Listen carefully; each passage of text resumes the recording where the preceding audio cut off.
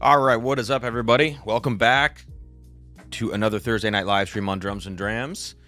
Got a fun evening, a lot of different stuff tonight, and this happened either last week or the week before, where it was like kind of pours all over the place. This one's a little less crazy. That one had a lot of scotch. I think that was maybe 2 weeks ago.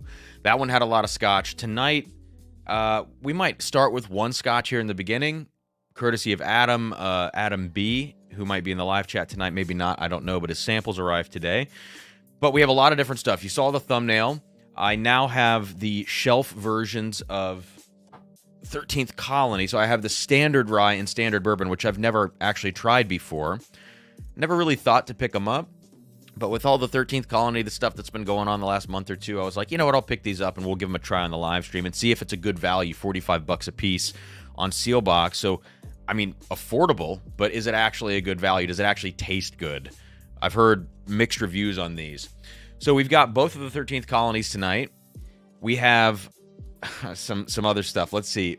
The Junkies' last Virtue Spirits release, I believe, under the Virtue name before it officially shifts to Evernorth. This is Rye 4.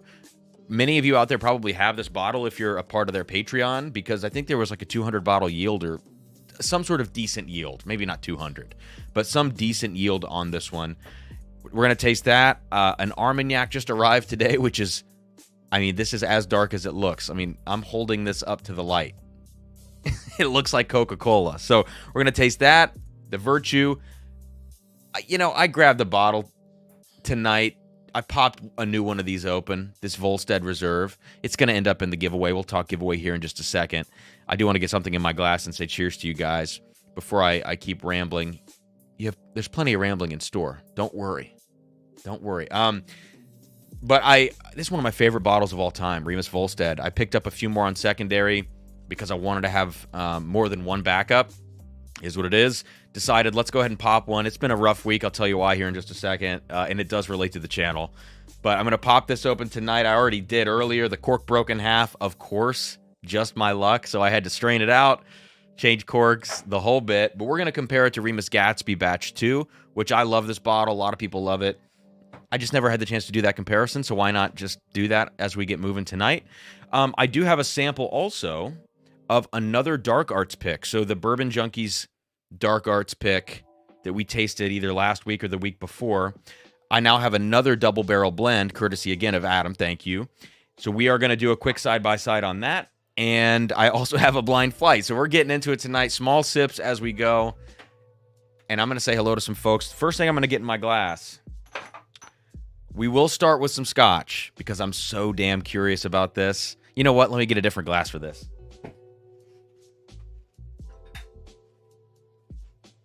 All right, now hit that like button if you haven't already, please. Ooh, shit. We will talk giveaway here in just 2 seconds. Tonight is a sample pack. I'll tell you what's in that sample pack, but you guys know on the channel, if I send you a sample pack, it has some really, really good whiskey in it. That is one of my favorite things to do is send good whiskey to people. And, you know, because I've had so many people send great whiskey to me. It's the least I can do to kind of give back. And so, yeah, tonight we are going to have a sample pack. 2 winners, 12 samples each. So half a bottle of whiskey, 1 ounce samples for those. Let me see who we have in here. Pink Dan, anyone pouring one to prepare? I've had a couple sips actually leading up to this tonight. I was trying to film videos. It's just been a week, man. I didn't get anything filmed before this live stream tonight. Just things were happening. That's all I'll say. The cat's puking, you know, just all this stuff's going on. And I'm like, okay, this is not going to be the night to film before the live stream. Okay, we're going to keep scrolling. Good to see all of you guys. Travis, Mike, Chris, I see in here. Dan, Clay, what's up? And Clay, by the way, Clay, right now, guys, for those of you who don't know, just good old me, Clay is Mr. Armagnac, and he's been sending me links. And it's been really tempting. Clay, I didn't realize, man. So I bought this the other day on secondary. Before you sent me this most recent thing in my in the Patreon DM. This is a Beastmasters pick. And I didn't even realize it when I picked this up. But this is a Beastmasters 30 year. So this one's for you, Clay. I don't know if you've tried this bottle. Keep scrolling. What's up, guy? Joe, Mike, Jay, and Jesse. Jesse, we'll get there, dude. Chill but unfiltered. All right, what's up, Toshibe? Good to see you, man. I'm going to keep scrolling. Mr. Zetro, Luke Stevens. First thing in my glass tonight, by the way, is Bruichladdich 18. So Adam B, not sure if you're in here, man, but Adam B sent me all of these badass Scotch samples today. A lot of different Bruichladdich, some Octomore, which is cool. We may end the stream with an Octomore. I don't know. A 14.2 and there was another one in here, I think. 14.3. So that's going to be maybe fun at the end. We'll see if I have any capacity to do that at the end of the stream. All right. So let me have a little sip of this first. I will get back to the chat. I will get to the super chats. We will talk giveaway. We're going to have at least a 2-hour stream tonight. It's going to be a lot of fun. So cheers, guys.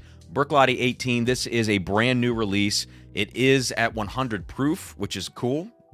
You know, it's not neutered down to 43%. So let's check it out. Wow. Okay, so it's like it smells like a you know those Nilla wafers or whatever. It's like you had one of those, but you soaked it in water and let it get a little mushy and funky. You do get some salt. You do get a little saltiness on this Bruichladdich. You would expect that, given the terroir, you know.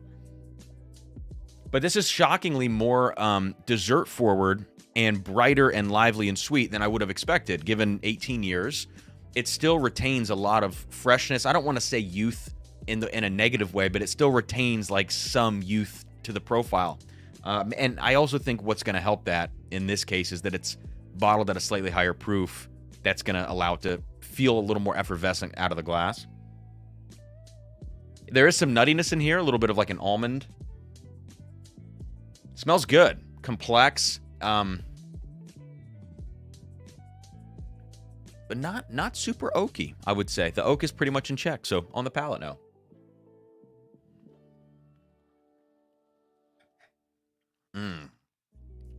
The spice on that is great. So we'll get back to that.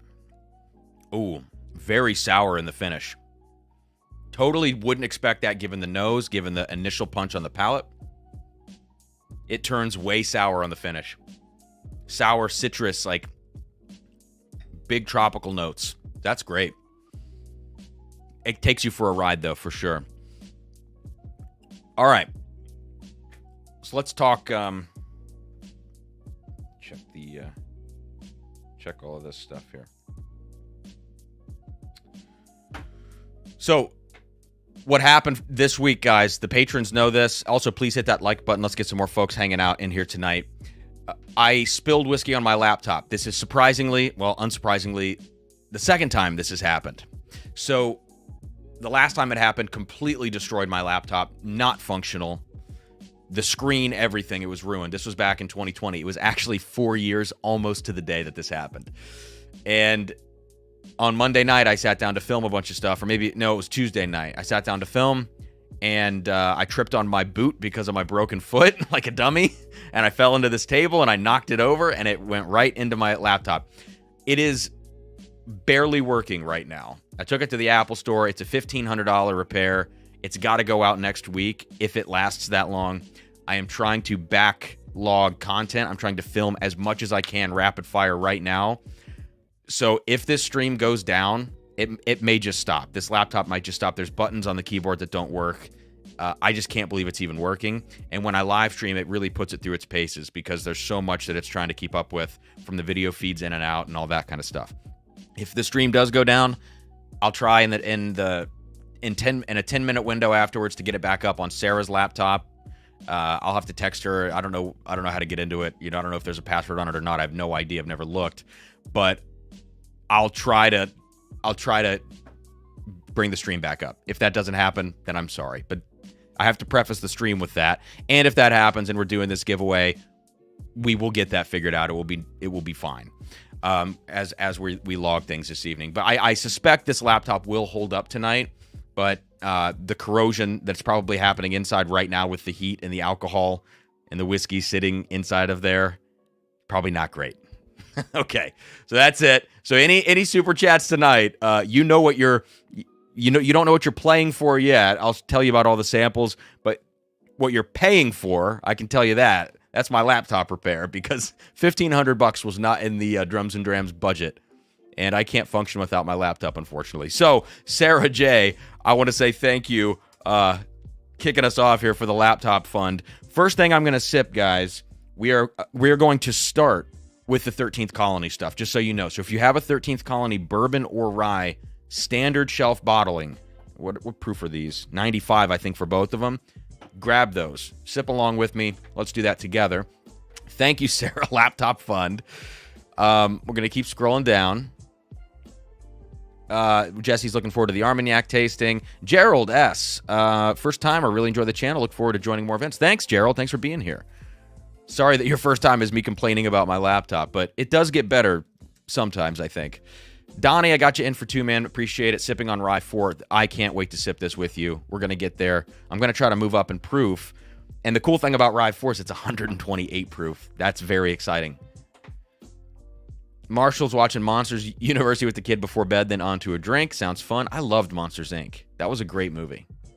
I'm going to keep scrolling down, guys. Mike Hogan picked up the Sagamore bottle and bond today for $59 in DC. That it is apple pie in a glass. I think 210.90. I think Todd maybe said that as well. Great bottle, and it, as it relates to this, it's the same distillate. Maybe not the same mash bill. I'm not sure. Luke Stevens, interested in Dan's tasting notes for Essence Rye 4? No. Don't. I like to taste it first myself. I don't like to listen to people's notes. All right. So, anyways, thank you. Thank you, Michael Hogan.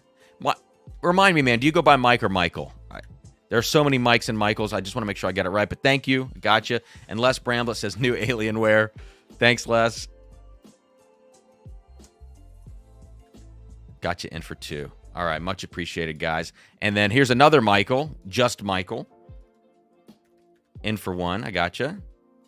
And Michael says, loving on this 24 Michter's 10 bourbon. Oh, a 24. Interesting. So is that an A or a B then for 24? I didn't know that they had released this year. Very cool. Okay. So yeah, the apple pie in a glass thing. If you love that 6-year, you guys got to keep an eye out for any cask strength Sagamore rye you can get your hands on. We're going to taste this Junkies rye. Okay, let's get on now to this 13th Colony. There's like a lemon meringue thing in the Bruichladdich 18 also. That is a really cool bottle. I need to put it next to a few other 18-year scotches to see kind of how it stacks up. In particular, I just received a sample from my friend Frank. You guys remember Frank from the Crazy Blind Flight. I just received a sample of the Loch Lomond 18, which is at 46%. People apparently talk about it as a value bottle. And I think this Bruichladdich 18 up against that would be a very apt comparison given their profiles and the price difference, because the Bruichladdich 18 is not cheap, from what I understand. All right, so we're pouring out these 13th Colonies to kind of get started here. Yeah, Travis, here we go. We're going to talk Michter's 10 2024 micro batches. More like micro barrels, because they are single barrels. It's taking over, Christine. Michael MC for the drawing. What does the neck tag say exactly, Michael? Just the whole thing. 18 years. Cam's age, says Jay. All right, if I missed any chats, I'm sorry. Just duplicate chat. I don't want to keep scrolling back up and stuff. Just send it again. Not super chats. I just mean anything I missed that you want me to read out that I didn't get to. All right. So, 13th Colony Bourbon, 95 proof. This is a 2024 batch, it says. Color significantly lighter than, all the crazy stuff that we see coming from them. Let's see what we get. And let me know if you've tried this one. Huh. Smells like very, very young whiskey. Maybe not as much as I thought. Let's see. It still says Southern Bourbon. Still no straight distinction. God, what does this remind me of? This 13th Colony smells acetone for sure. Big acetone note. It smells like some sort of lemon scented like fingernail polish remover or something. Does that exist? Lemon scented fingernail polish remover? You get acetone, but you also get citrus. This is sharp, aggressive, like sour fruit skins, you know, like sour green apple skins. There's a light dusting of honey and big young grain notes in this. Oh, Michael says it's either 24 or 21, probably 2021 now that I look. Okay, gotcha. Yeah, and if it says I, if the third digit's an I, probably, I would imagine. Yeah, not a 1. And if that's the case, then it would definitely be a 2021, because I would mean that it was, I think that's a July. No, that's a September bottling from 2021. Pine Sol, Adam, great call. Lemon Pledge, yeah. This is like, it's not as bad as America Bourbon, but this is actually, like, I expected way more from this base product. The palate could change my mind, but the nose right now is not pleasant on the bourbon. And what's funny is that in no way does this bourbon resemble the single barrel picks that I've had. Now I've had a 6-year that Jeb sent me, which is the Whiskey Row pick, which tasted like it was cherry brandy finished. I mean, it was so much cherry that I have a hard time believing there's not some sort of finishing or something going on there. And then the 10-year Junkies pick, which was just the darkest, craziest bottle. This doesn't resemble either of those at all. And I know they're sourcing, and I think they're probably sourcing from even more than one place. But this has got this crafty, lemony, bright acetone.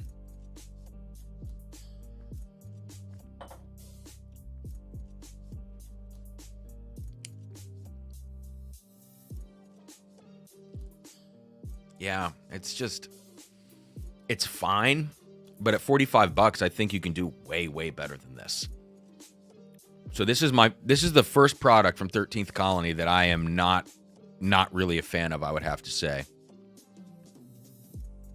So Adam, about this Bruzel pick, I don't know if it was the Bruzel pick or if it was a pick that somebody was saying that Bruzel tried.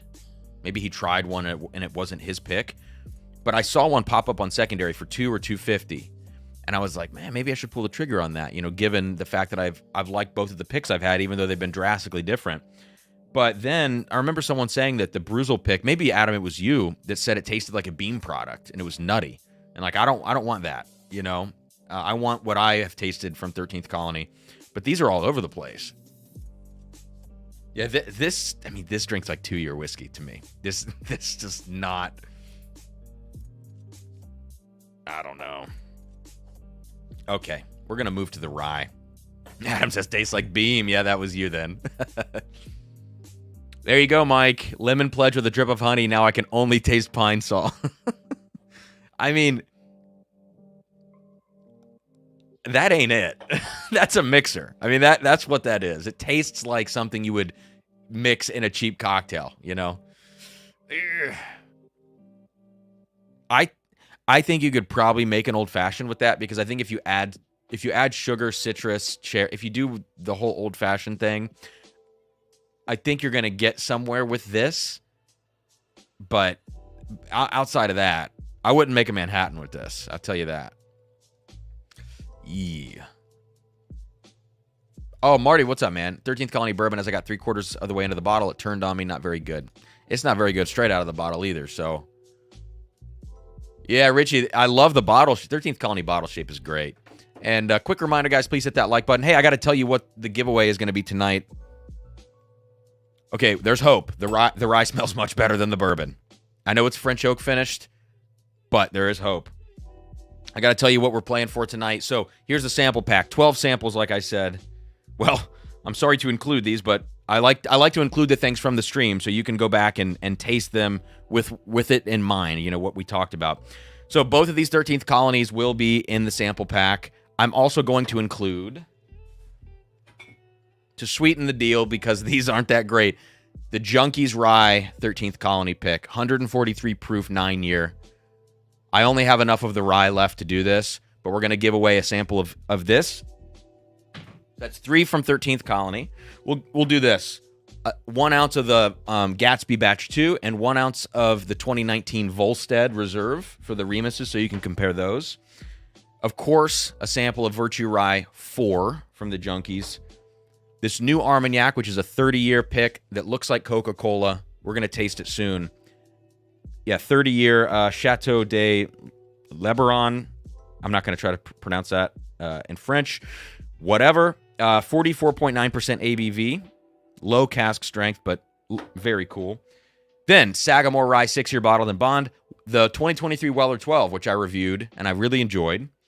Finally, 3 reviews that are coming up. I'm going to throw an E.H. Taylor Rye, James E. Pepper Decanter, and the Barrel Ambarana finish. So, a lot of really great whiskey, some finished stuff, some rye, some tater juice for the Buffalo Trace fans. A little bit of everything tonight, and of course, the Junkies Rye pick is going to be great. It's a fantastic bottle. So there you go. That's what it is. 12 samples. All right.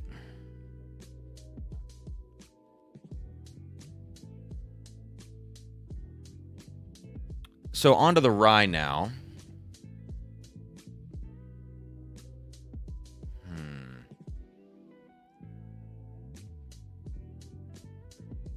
So this is giving me, there's a little coffee to this actually. So for a 95 proof rye, what's the color like? Color definitely darker than the bourbon. Oh yeah. Yeah. It's got that red hue to it, which you get from double oaking and staving things. And it just so happens this is French oak staved. A lot of their other products have a red hue. Interesting.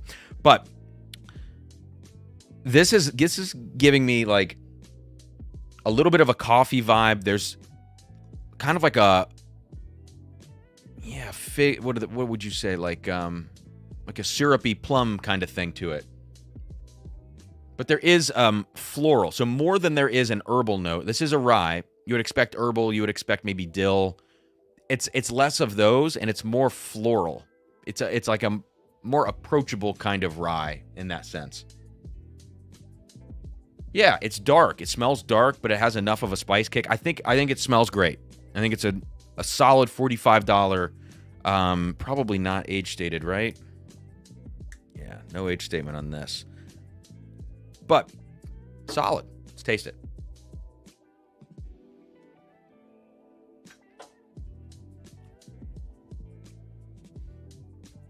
A little artificially sweet on the palate.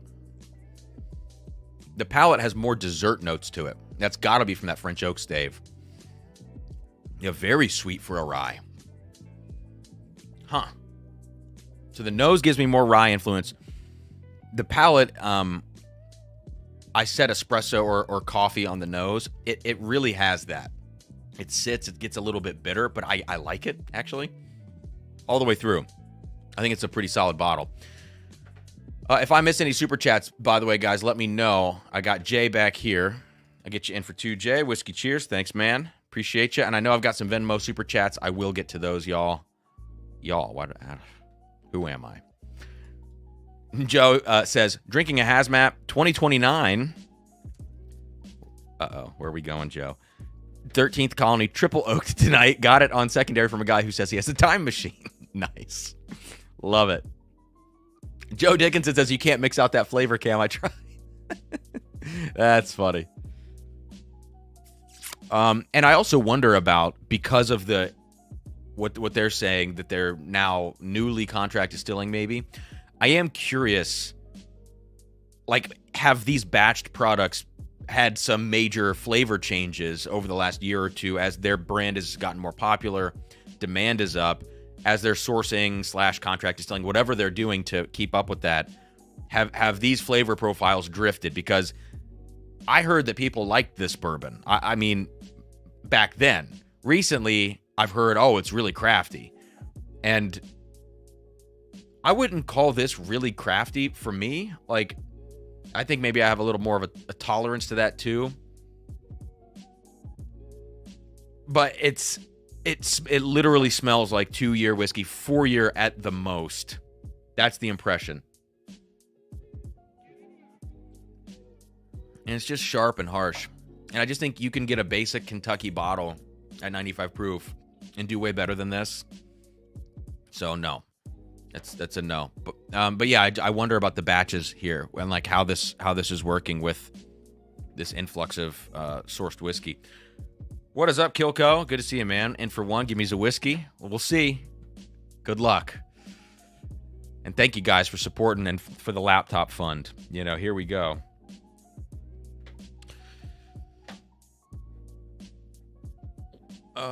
What is up, Devin? Let's see. Luke Stevens says, wow, what a range of bottles. I think Luke Stevens might be a little behind.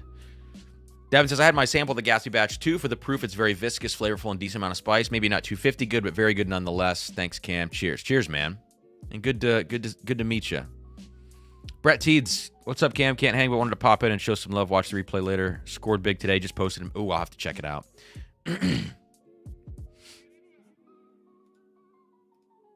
All right. One more sip of this rye. Yeah, there's just something a little artificial, even on the nose now, that I'm picking up on. And I can't say that their other products don't have this too. Like, there's something just different about them.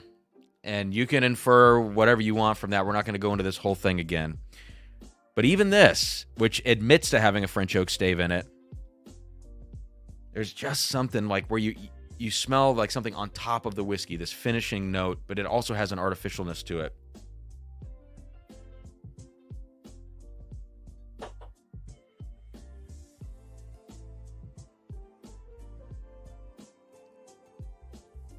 Nonetheless, $45. It's a solid bottle. And if you buy any of these, buy that rye. Do not buy this bourbon. You can do way better than that. Okay, so we're gonna keep it moving. Grab some water, and I'll check out some Venmo super chats here in a second as we keep moving. All right, Brett, I gotta check the Patreon. I gotta see what you picked up. Oh my lord, 3 Jack Daniel's 12s. Wait. Okay, you said you did a Home Depot run. I was like, you got those at Home Depot? What the hell? Yeah, it's hilarious. All right, Michael Hogan, I want to try some of that Armagnac again instead of the Junkies bottle. Thank you for the super chat, man. $50 super chat is incredibly generous. I got you in for 10 more entries with your 4 earlier as well. But yeah, I will get to the PayPal and Venmo here in just a second. I promise. I'm going to scroll up one more time here. Mike, you said your wife calls you Michael. That's funny. Yeah, I'm from the south side of Columbus, I guess, Will. So I don't know if Mark Vasco's still in here. I know Mark and Christine and Will have conflicts with the March 1st, and I need to reach out to you guys. I just was talking right before the stream to Ryan from River Roots. I know you guys have a conflict with the March 1st barrel pick, and I think we're probably going to stick with that date because Ryan really wants us to go in and do it on that day. So if that happens, we'll figure out a different pick to try to nail down for you guys to be a part of. I do apologize for all that. Clay, I don't have a brandy snifter, no. Yeah, Joe, I mean, Old Forester Rye is pretty solid. It's a totally different profile for me, I would say. I like the 13th Colony in the sense that it is a pretty dark profile. That Old Forester is going to definitely be brighter, but I think it for the money, it is probably a better value even. All right, where to go next? Let's do this. Let's quickly jump into this Dark Arts comparison. We're going to put the Junkies Dark Arts, which I wasn't the biggest fan of, you guys. I think the flavor profile is great. It is crushable. I just had a problem only with the development in the mid palate. That was my only issue with this bottle. And for $150, 10-year MGP, I just felt like it needed to be perfect at that price point, or else I didn't love it at that price point, you know?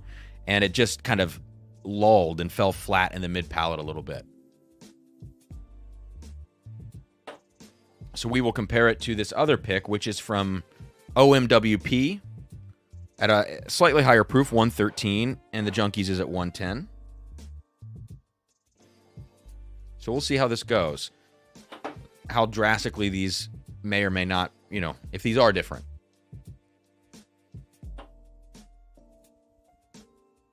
Chris says, is Cam in Marion Village? Yes, I am in Marion Village. Luke, I might be behind. Yeah, sorry, man. I'm sorry. I don't ever look at the timestamps in the chat.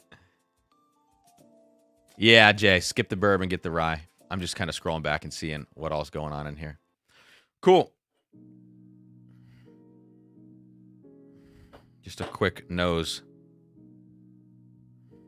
All right.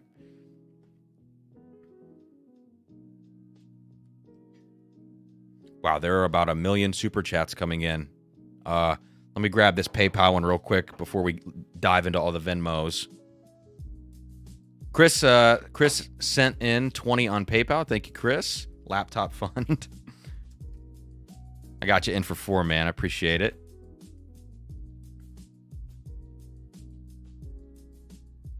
All right, so Junkies Dark Arts again.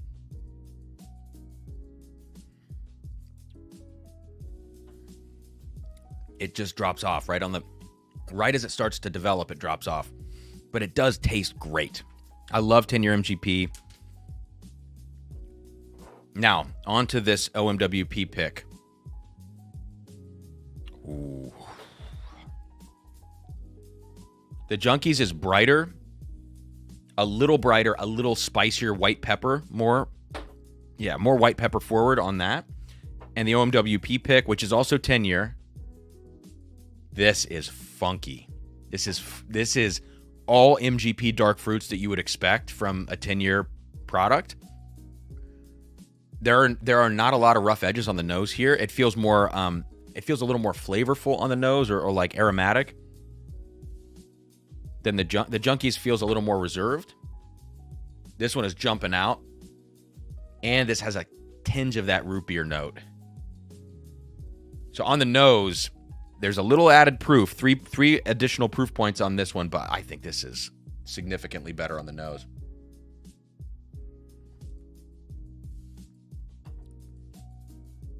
Oh, geez. And I think it's like I said last week, or whenever I tasted the Junkies Dark Arts, I feel like the palate gets flat because of the double barrel blend.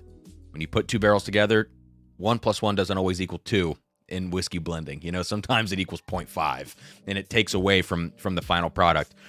And this other one, the development is very spicy. It moves front to back. It goes somewhere. And I think these guys are known for having really epic picks also. And this is an example of that. Not that the Junkies aren't. They do amazing picks. And it depends on what you're looking for in a bottle. For me, it was the price point was the big sticking point. But if I take that out of the equation, the Junkies is just like a session whiskey for me, like a session 10-year, which is kind of a crazy thing to say. And this other one is more of like a sit down and spend time with it kind of whiskey.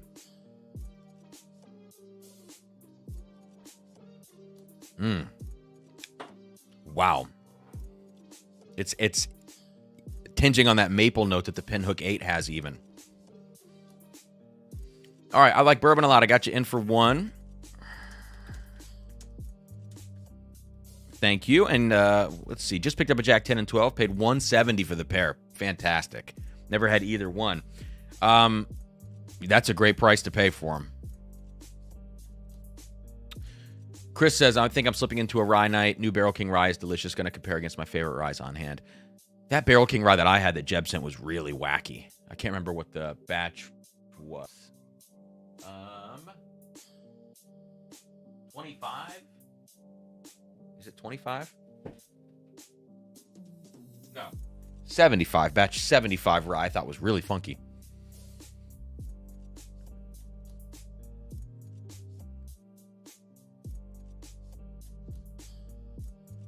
Okay. Just another real quick reminder, if you haven't already, to hit that like button, please.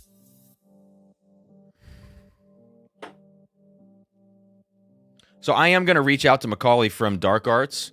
I want to chat with them and just see, if he is genuinely interested in doing a pick for Drums and Drams, and what kind of stuff he's got down there and what the possibilities are with blending. Because this is exciting to see these different. Well, they're doing these double barrel blends, which is cool. I don't think Drums and Drams could sell through a double barrel blend. That's a lot of bottles. But and I also get nervous with those kind of things. I think a double barrel blend is, like, in some ways the most dangerous kind of blend, because you don't have a lot of control over the parts. You just have these two things and you're just dumping them together, and it's just kind of like a YOLO moment, where picking a single barrel, I feel more confident about that. And if you had the chance to blend with different components and have a lot of control over it, I would feel more secure with that. So anyways, I'm interested to talk to Macaulay and see if he wants to do something like that, and what if there are different price points at Dark Arts. Now, Bourbon Retriever asked, have you had the 3 Dark Arts staples? If so, which of the 3 should I grab? I don't know. Does anybody in the chat have any advice for this? Because I don't know anything about Dark Arts besides these picks right now. So I'm not even sure what the staples are. Carter says you can share a double barrel blend with another group. That is a good idea. Again, I think the double barrel blend is risky. The idea of canceling out parts, flavor notes, or development, or I think you can really do more harm than good in a lot of those cases.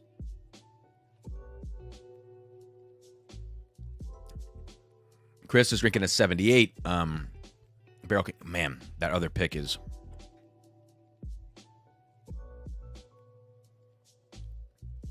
They're both good, though. All right, I'm going to pour that back in there. Richie Z. Let me get your comment here in just a second, Richie. All right. Richie asks, how old is that Armagnac that looks like Coca-Cola? This is 30 years old. And I have a 42-year Armagnac behind me, and it is not even close to this dark. So this is, I don't know what happened in the barrel with this one. But maybe it aged in South Georgia or something. I don't know.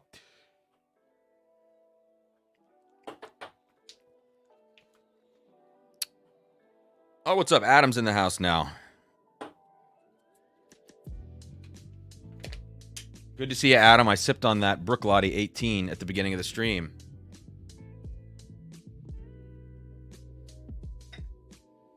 Okay.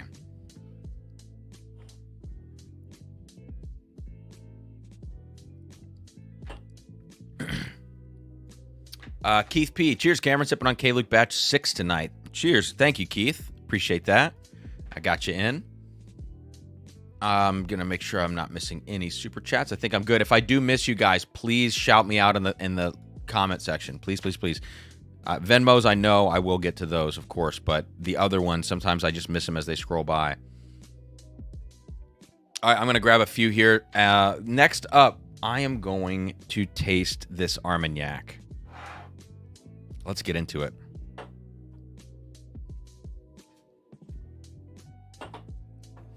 And again, this is going to be in the sample pack for the giveaway this evening. I just cannot get over. Look at this color. I mean, this is the light. I'm holding it up to the light. You're getting the reflection. But this is just hilarious.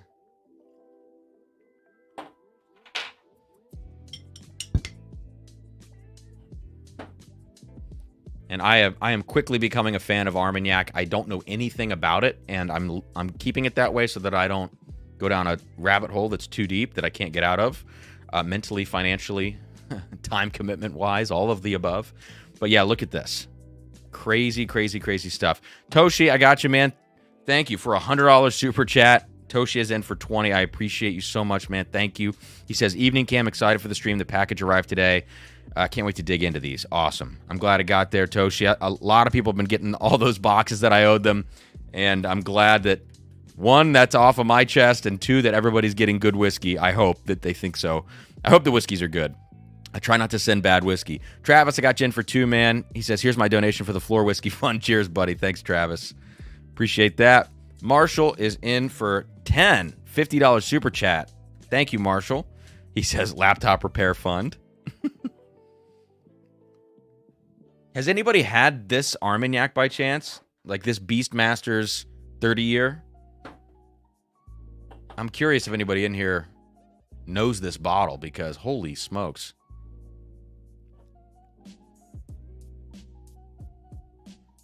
Here, I'll put this, Clay is putting some info on this in the chat. I'll put this up on the screen while I go through some super chats. Jesse E, $10 super chat in for 2. Thank you, Jesse. Christine Vasco, appreciate that. With a $20 super chat or 4 entries, says laptop fund without the YouTube cut. Thank you, Christine. The YouTube cut, you know, it's the cost of doing business, but I appreciate sending it this way. Philip B, I gotcha. He says from DJ Moobeat, laptop fund, my recommendation is to get a new laptop. $1,500 for a repair is insane. Also, next time, get AppleCare. I do have AppleCare, but this is a 5-year-old laptop, and it expired, and I'm an idiot. But thank you for the super chat, man. I do want to get a new laptop, but the unfortunate part is the next one I get, I need to soup it up, because I have a hard time editing videos on the one I have right now from 2019, and so it's going to be between $5,000 and $7,000 for the next one I get, and I just don't have that money. And the channel, like, I wish the channel could pay for it, but the channel's not quite at that level yet. You know, that would take me a number of months to be able to save up for that on the channel. Mike Conklin, thank you, man. Got you $20 super chat in for 4. He says laptop monies. I think we're almost there. Yeah, we only have 3 more, it looks like, here. William Molnar, very generous with a $100 super chat. I got you for 20 entries, man, for the new laptop fund. And 2 more. Adam B, who sent so many amazing samples and now is super chatting, which is crazy. Thanks, Adam. 2 for someone else of your pick. Oh, Adam is in for someone else. So we'll just roll it down if he wins. Get that computer repaired, man, and don't forget, don't do stupid shit. Thank you, dude. I needed someone to say that. Small sips. Small sips. And finally, James A is in for 2. He says super chat. Thank you, James. Okay, we're caught up. Here's the next thing from Clay. Says, as dark as a can of Coke. And there you go. And supremely rich. The nose is heavy leather. Oh, I don't want to read the tasting notes. Nope. Just keep scrolling. I'm going to keep scrolling here. You guys can read them. I'm not going to read those. Ooh, Jesse's 33-year Domaine LaSalle. Nice. Let's check this out on the nose. Oh, my God. Okay. Like raisins, but kind of like sweeter raisins. It's not as puckery, I guess. Big raisin note, big leather note. It does have coffee. Almost like a... If maybe like a coffee liqueur in some way. Did I read that? Did I see that Clay said that? I hope I'm not going to look, but if I copied that, I'm sorry. Yeah, chocolate cake. This thing smells crazy good.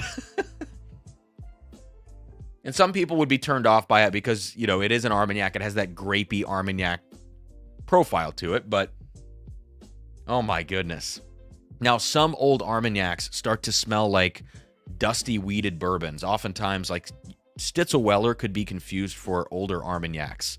Not always, but that can be the case.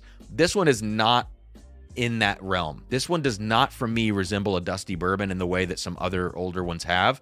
This is kind of a singular, unique type of Armagnac for me.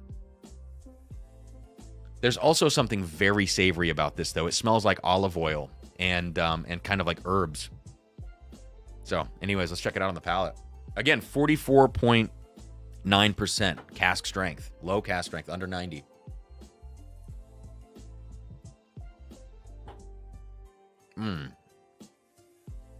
Really savory. Funky. Wow. So if anybody in the chat wonders, whoever wins the giveaway tonight, if you've never had the chance to taste a whiskey with a lot of, let's not say whiskey, let's say spirit, with a lot of savory notes that people talk about, like meatiness. I mean, this has a meatiness to it. Almost like some wines you can get bloody notes to it, a little bit like a raw red meat note. This has a little bit of that to it with like olive oil, like I said, herbs. If you've never tasted that in a spirit, this is a really cool way to taste it. Another cool way is to drink stuff from the 60s and 70s bourbon-wise, but then you're going to go broke because that stuff's expensive. Philip says, no, man, you don't need to spend that much. The new Apple processor is night and day difference for video editing. You don't need to spend $7K. Interesting. Okay. Well, Philip, if you're hip to this, man, if like, I don't know what you do. It sounds like maybe you're either very experienced with this as a hobby or enthusiast, or maybe you do this kind of stuff for work or whatever. Either way, you sound knowledgeable. If you wouldn't mind, like, could we connect on this? Because I would love to ask you questions about it. I mean, you see different videos saying, oh, you need this or you don't need that. But I would love to get somebody's opinion on what I legitimately should have in terms of like unified memory and all of those kind of specs. Now, I know I do want to have a lot of space on the computer, at least 4 terabytes. I have 1 on my current, and I will fill up a terabyte very quickly. So 4 is minimum. 8 is very expensive, but tempting. I'm an IT. Hit me up. Okay. Cool. Thank you, guys. I don't want to overspend, but I also want to have room for growth. I'm not working in motion graphics and stuff. Like, I'm not using After Effects, so I don't need crazy processing, but a few streams of 4K video on my computer, it just can't handle it, you know? Devin, thank you so much, man. I got you in here for 10 entries. Hopefully this helps with getting the Claremont off the secondary, seeing that I was selfish. No, dude. You might have gotten the last one in Ohio, legitimately. Dude, that's not selfish. You did what you should have done. It's good freaking whiskey, man. Dylan asks, no, I planned to send that whiskey before the stream started so that people can taste it. Come on, there's enough to make up for it, right? Come on. Oh, jeez. Clay with more info here. The 30 years in French black oak. I don't even know what that means. Have married all these... Maybe that's why the color's like this. Have married these flavors together into an absolutely stunning oily palette and crazy finish of raisins, spices, and wood. So I'm going to go back up now, Clay, and read some of your notes. Or these are their notes, actually. Leather, yep. Perfume oak and layers of figs, yep. Nuts and spices, yes. And when they say spices, in my mind, it's not like baking spices. This is like oregano, you know. I mean, like Italian herbs, basically. This is one of... It's so... The front of the palate is so savory. I cannot get enough of this stuff. Woo, I love it. Franklin snagged Stag 23C today, sipping on it now. First impression, is it similar to 23B, so drying and more astringent than sweet? Next week, hopefully next week, I'll be reviewing those as long as I can get caught up on my videos. Because I wasn't able to film this week, I'm going to be a little bit behind on the videos I planned for this week in the weekly dram. So we will see. We'll see where we end up by the end of the week. But I want to do 23 A, B, and C Stag reviews, and I have all the samples ready to go. I just need to do it. Roy R, I got you in for 2. Thank you, man. Cheers, Cam, to the laptop fund. I appreciate it. Travis, well, I mean, in the MacBook Pros now, they got the M3s. It's like, I don't even know what that means. I can't conceptualize that because I'm still in Intel land in my laptop, you know?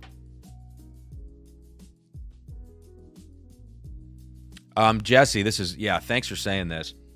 Although 25-year Armagnac, 25-plus year, is certainly not cheap, it is a lower price point to experience those ultra-aged flavors than similarly aged whiskey. I totally agree, and I think if you are curious out there about what some of these ultra-aged notes can be, yes, Armagnac is a little paradigm shift because you're into the land of grapes and out of grains, but there is a relationship. And if you go into it with an open mind and don't immediately go, ooh, you know, give it a few sips, have a few sessions with it. I think when you become accustomed to Armagnac, it opens up an entire new world. And I'm no expert, but it's a great way to experience some of that stuff.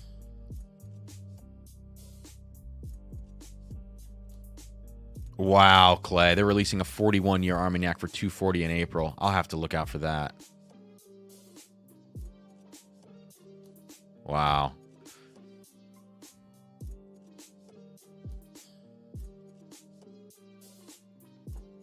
I'll get an NAS for storage. What's NAS, Philip? I should know that acronym.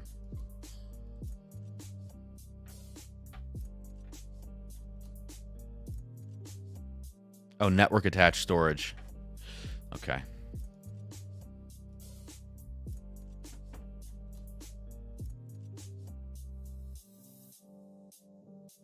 Well, let's keep moving. Let's keep it moving. I got one more super chat here on Venmo from Bobby Holton. Thank you, Bobby. We're going to move next to this, just a quick little comparison. I know it's kind of a day late, dollar short on this one, but quick comparison. Remus Gatsby Reserve 2, I think is still floating around out there, so I think this is kind of relevant to the Volstead. Thank you, Bobby. Got you in for 2. He says, laptop fund, let's go. Yeah, let's freaking go. I'm a dummy. This boot. This dang boot. Yeah, Richie, the whiskey community is amazing, man.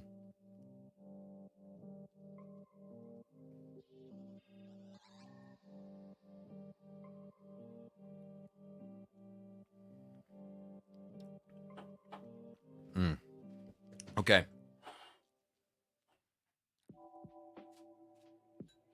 I do still have to get to a blind flight, so I do need to actually get through the remainder. I think I have 3 more to taste before this blind.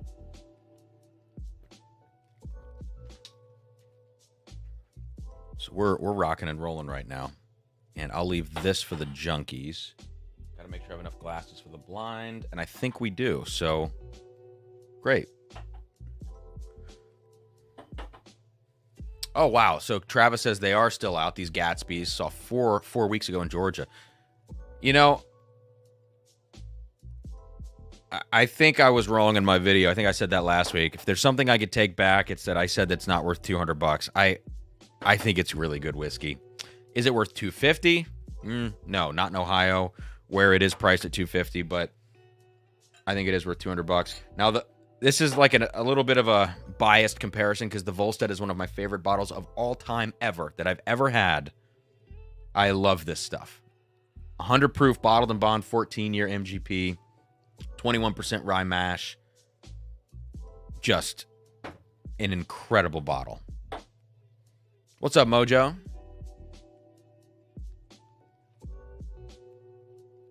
Ooh, I'm literally going to spill whiskey again.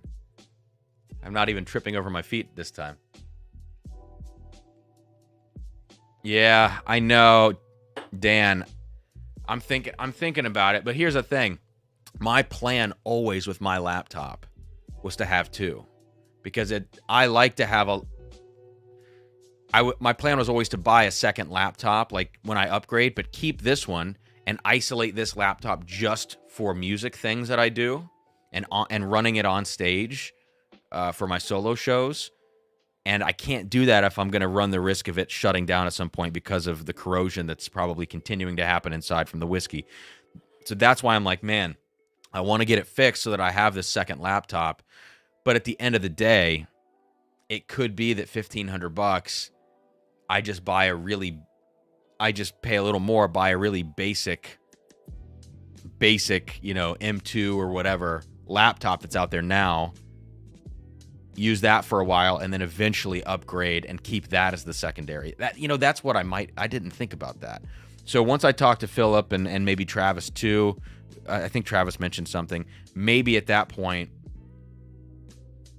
with this, looking at the stats, it might make more sense to do that.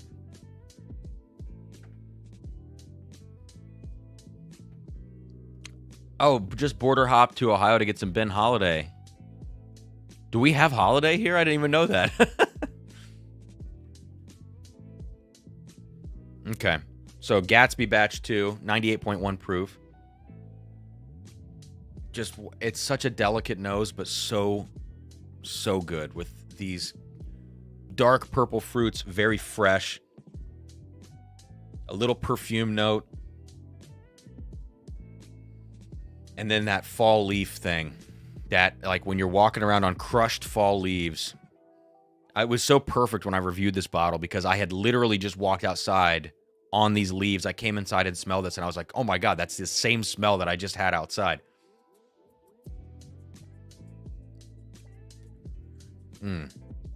It is good. It doesn't have a lot of development on the palate in terms of, like, ramping up. It just kind of hits you. And then it fades away. It's very much just like I don't want to say placid, but something like that. And then the Volstead now. Wow, the Volstead is way more lively on the nose. Actually, a lot more citrus on here. Devin says, holiday bottle and bouncer in every... Man, I haven't even paid attention to that, Devin. Wow.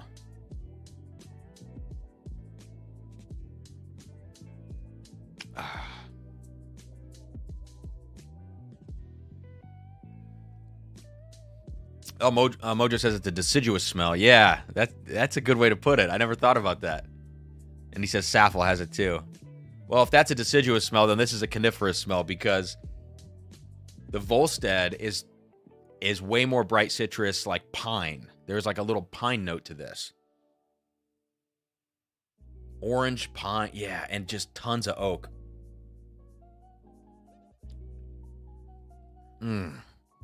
And it's way more developing and spice forward on the palate as it goes.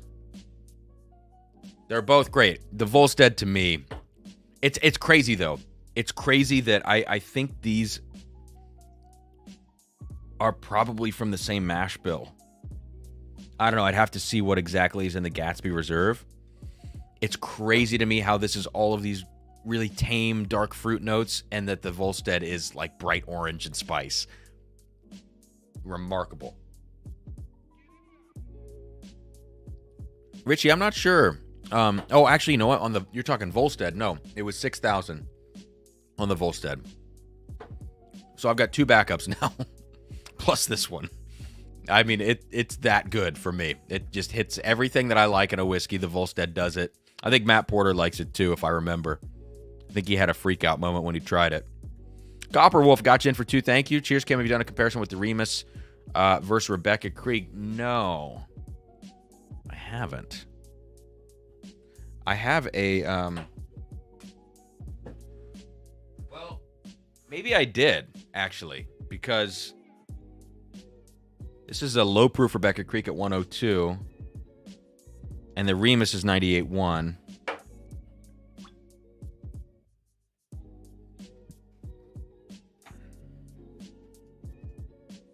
Yeah, Richie, if I go 2 backups on something, it is like an all-time bottle for me. I used to do that to a lot of bottles, but then the bunker got crazy and financially it was untenable. But the Volstead is one of those bottles where I think secondary has never really gone up on it. It's like at 300 or something, which is not too much over SRP for these kinds of bottles right now anyways. When it was released, it might have only been 150, but in today's market, it's not a crazy price. So it's justifiable to have 2 for me on hand. Very few bottles do I have 2 backups of. So who asked that? It was Copper Wolf. So Rebecca Creek and Gatsby 2. Rebecca Creek is much more intense with only 4 proof points higher.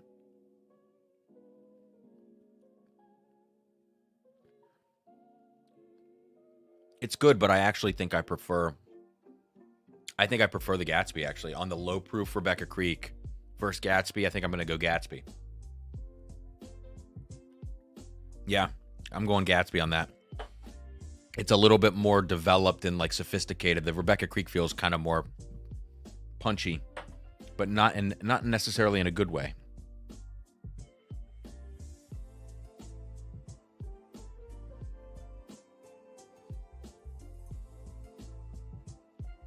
All right, Philip, I saw some messages come through. Thank you, man.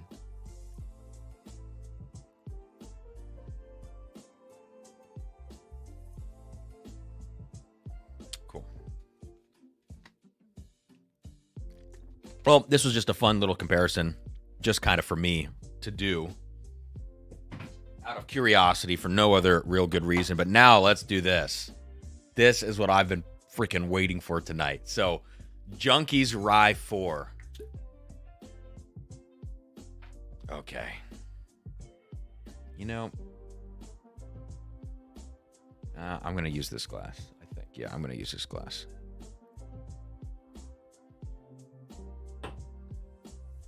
Copperwolf says I may have to pick up a Gatsby now.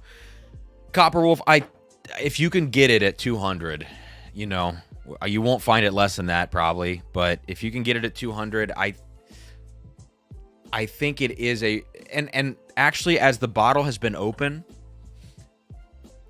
I feel like it's gotten better, and that could just be me kind of coming around to that profile, but I am enjoying it so much.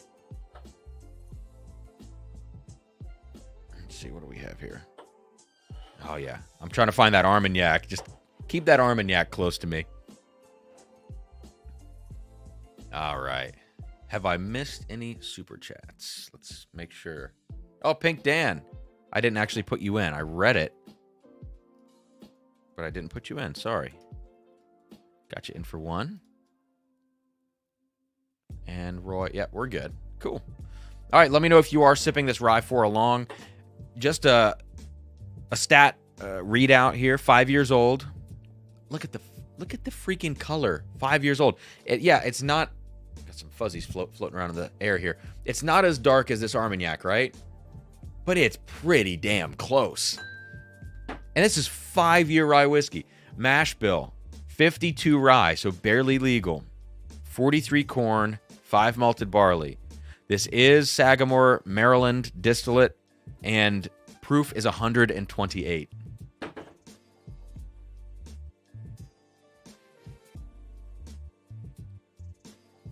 Okay.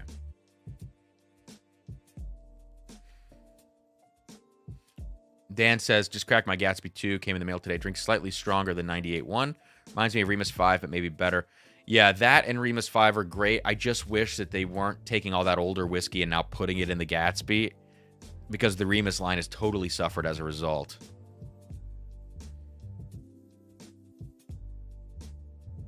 Wow. So on the nose of this Rye 4,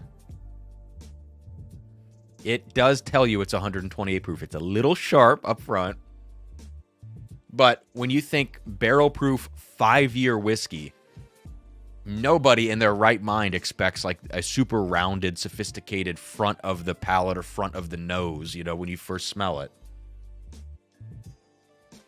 So yes, a lot of cinnamon up front, almost like an old Overholt cinnamon. Not the nuttiness, but just the cinnamon. That level of intensity of cinnamon is there. But there's some sort of, I would call this similar to the Armagnac, but in a different way. This has a chocolate cake note to it. Yeah, I would go there. I would go chocolate cake. It has an MGP touch where you get like those syrupy dark fruit, plum, fig, date, like you're in that category. There's some of that in here too at 5 years old. So if I didn't know any better and I smelled this, I would clock this as possibly like an 8 or 9 year MGP rye, but without the citrus notes. Like, it doesn't have a ton of citrus. Because there's so much corn in the mash bill here, it keeps it sweeter. It keeps it a little more bourbon-like, obviously. But there is a little grain note to this. I call this sometimes on other whiskeys like a white cake note. That is the one note that stands out here as being youthful. Everything else, solid.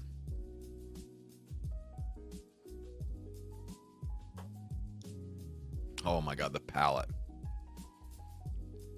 It drinks over 128 proof. I mean, I like the palate on this more than I like palates on Stag Junior. I mean, it's not like, that's pretty easy for me to say, I think. Now, this is not totally fair. This is a 22A. I love this batch.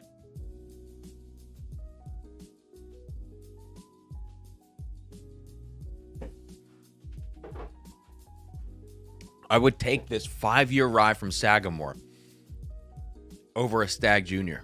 I legitimately would. Joe said it's very floral to me. I do. Yeah, you're right. It does have some floral elements. Yeah, and that to me is really blending in with kind of that. This is going to sound weird, but it's kind of blending in with that white cake note and the cinnamon. It's like cinnamon, floral, white cake, and it makes it feel a little younger with that kind of trifecta, I guess. But everything else about it, feels older than 5. So that's a little conflicting on the nose, but then the palate just, to me, is that this is a crazy palate on a rye.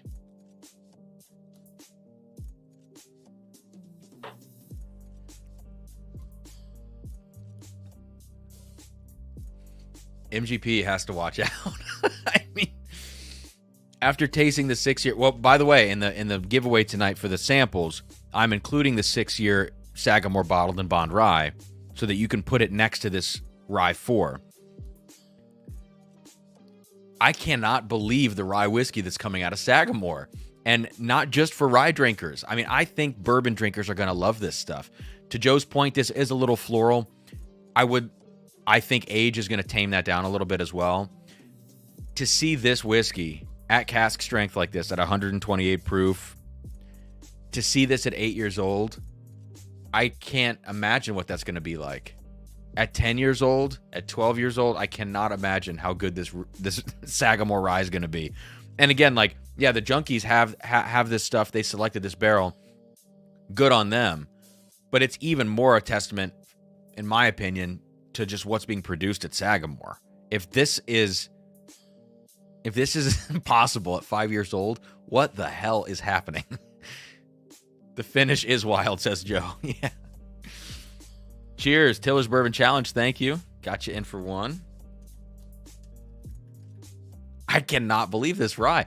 And I will say this. I still love the Junkies Rye 1, of course. All the root beer, the funky, weird MGP notes. I think that was 7 years old or so. I think this is probably a more comprehensive rye than that was. That one was like almost... You're either going to hate it or love it. Very novelty kind of pour. Nothing really like it that you've probably ever had in the realm of MGP rye. It doesn't taste like that at all. This one is more what you would expect from something like this, but just done very well and disproportionately well for a 5-year product. And now that I'm coming back to the nose, I'm getting a little bit of a Discovery 11, very forward cherry, like bright cherry note on this now. Joe, let me know if you're picking that up too, man. If you've tried that Discovery 11.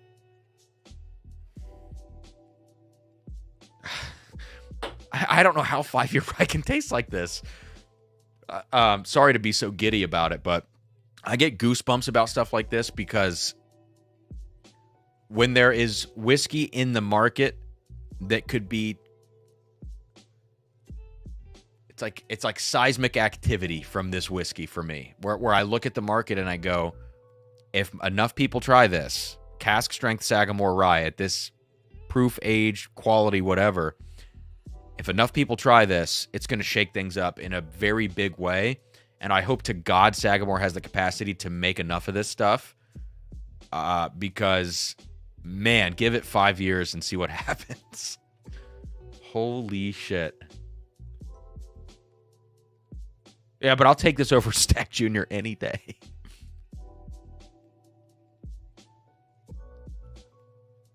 The palate is just magic. It's intense. Yes, it's intense. It's not King of Kentucky. Like, I'm not saying it's at that level. But what it is, I can't believe. Wow. Okay. Well, I think it's time for a blind flight. Travis says, take my money. No, I'm not. And I promise, I'm not trying to upsell this stuff. I hope the people that do receive this will find out for themselves. And, if you disagree, you disagree. But I can't believe it. Alrighty, let's set up for the final portion of the evening. I'm going to keep this. I still got to keep this Armagnac close.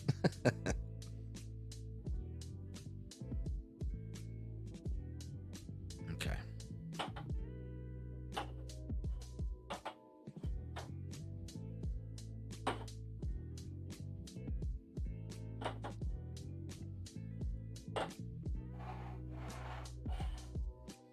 So I'm not sure that Ron is in here tonight, and I didn't let him know. I should have. I just kind of decided right before the stream that I was going to do this blind flight this evening.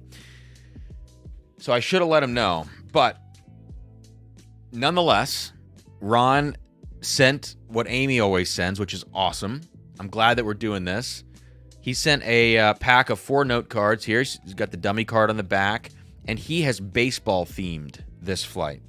So I'll read you what he wrote in this note, and it says, this is a 4-pour flight. So let me just get them queued up next to their respective glasses. Okay.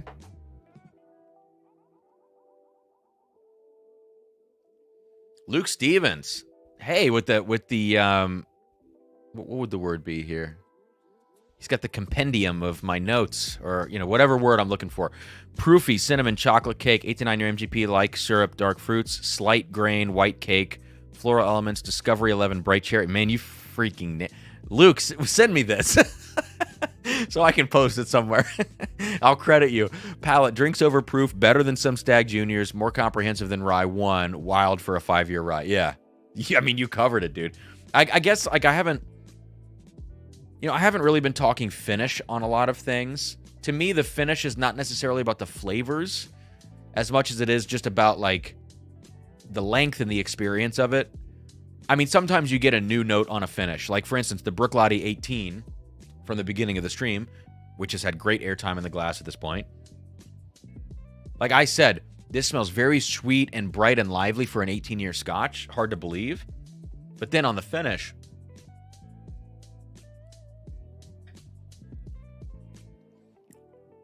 it gets sour. So that's one type of pour where I would really hone in on the notes of the finish. And even then I just said sour. I didn't really talk notes. I mean, it's kind of like a like sour pineapple or mango. But I don't really talk about notes in the finish because I think you can get so bogged down. And let me know what you guys think in the chat. When you start giving notes on the palate, or notes on the nose, notes on the palate, notes on the finish. Maybe in a written review that works. I still don't really care about the finish notes. But then in reviews, sometimes people will take 5 sips and they'll tell you a totally different set of tasting notes for all 5 sips or all 3 sips. Totally different.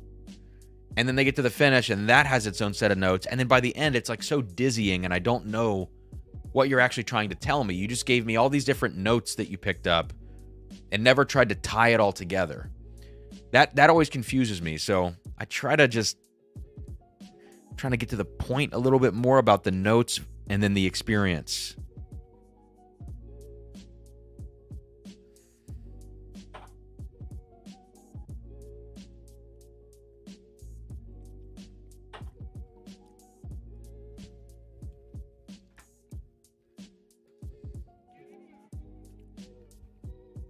Luke, wherever, email drumsanddrams@gmail.com, wherever. Facebook doesn't matter. Facebook's fine. Just so I can remember them. All right, so for this blind flight, Ron says, greetings from Farley's Pub. I hope all is well. Please find enclosed a blind flight with cards and a key. There are 4 samples carded in a baseball theme. They are all favorite pours in our pub. I hope you enjoy them. The black cards have the pitch name on the front, and on the alternate side, the pour reveal. There is also a stapled key that has a picture of the bottles and a brief overview. And I think he forgot to include that, if I recall. But I do have the answers on the cards, at least. And then he goes on to talk about another blind that he sent me, which we're not doing today, which is going to happen in a pre-recorded video. But So these are baseball themed. Look, I played baseball growing up. I don't watch it now. I think it's boring. And I've never been to a baseball game. My wife is always trying to get me to go. I'll totally go. We just haven't done it. But I played lacrosse. And lacrosse players are like kind of sworn to hate baseball players. At least that's how it used to be. Maybe it's changed now. So you can see number 1 is going to be the fastball. So I'm going to take these cards out. I'm going to pour out all of these samples. And I'm not sure.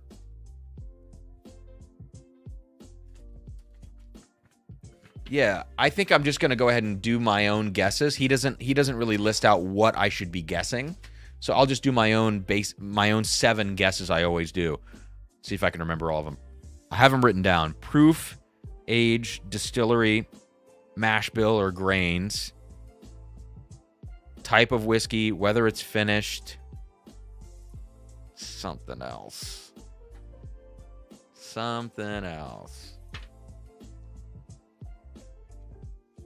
if I can find it. Age, proof, type. Is it finished? Distillery. Oh, a bottle guess is 7. Okay, so I pretty much was there. So I'll just make those guesses on these, and you will be able to see them ahead of time as we go through this. Please, a reminder, as we go through this blind flight, no spoilers. In the chat, if I hold up a card and it says Elijah Craig Barrel Proof, don't just start talking immediately about Heaven Hill. Especially don't start talking about Elijah Craig Barrel Proof. You know, don't do anything, please, because it makes it less fun for everybody.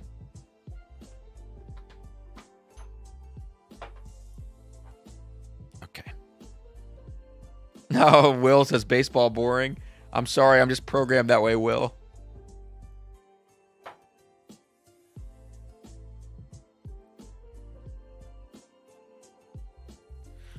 Jesse says, there's a theory based in science that the average person can't distinguish more than 5 or so flavors at any given time. So people putting 15 different things in their tasting notes overboard. I agree. I'm going to sound like a prick, and I'm sorry. I agree that like the average person that's not probably nerding out about these things. Yes, that makes total sense to me. And hell, when I first smelled whiskey and wine, and I'm not saying I'm a big wine person, but I just remember the first time someone told me, like, oh, you should be getting this note in your wine. And I was like, what are you talking about? It smells like wine. But the note that he said was black pepper. And then I remember it was a Syrah. So, right, it makes sense. And I remember finding that note in the wine, and I was like, oh, shit, okay, maybe there's something to this. He had convinced me with one note that maybe there's something to this. And then that was a year or two before I got into whiskey, like in this level of getting into it.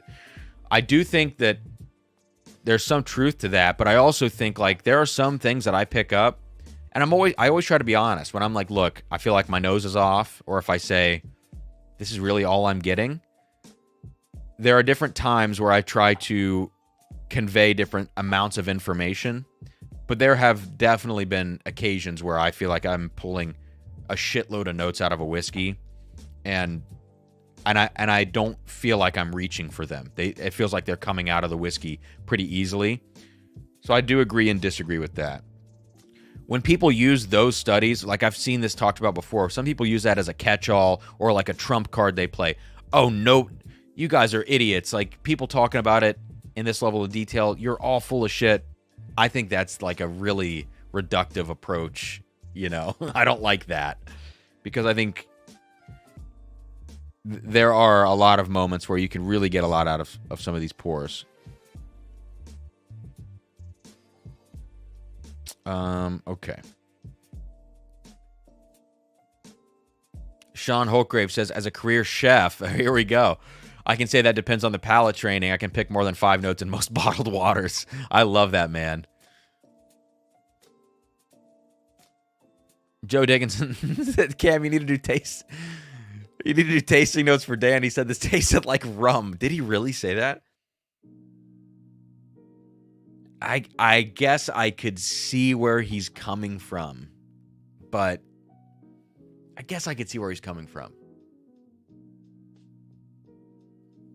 But I also don't like rum. But also, yeah, Jesse, that's the thing. Like, I think what a lot of people don't recognize with some of this whiskey stuff, some people are naturally gifted at this.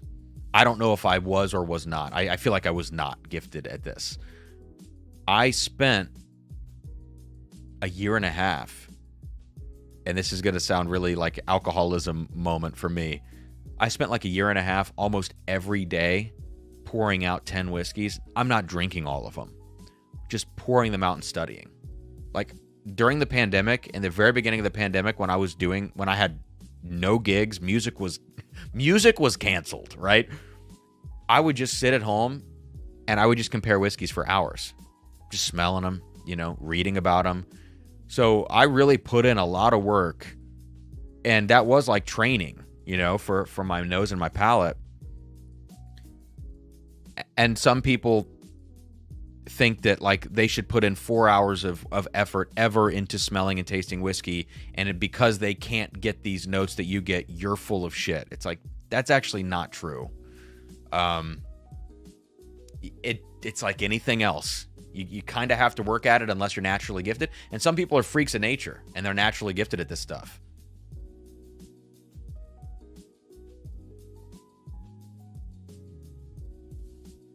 Oh, Luke said he's... yes, Luke, if you have his notes, man, I would love to check them out now.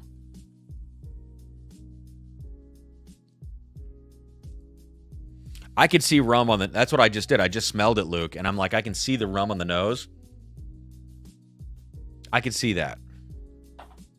But on the palate, I don't think it has that, because the palate is explosive. All right, let's get on to this now. So I need... make sure this is a dummy card, and make sure I have 4 cards here. 1, 2, 3, 4. Okay. I'm going to show you guys card number 1. Please let me know if you can or cannot see it. Again, no spoilers, please. So this is what it's going to be in glass 1. Glass 1 is the fastball. Okay, so here we go. Let me know if you can see this.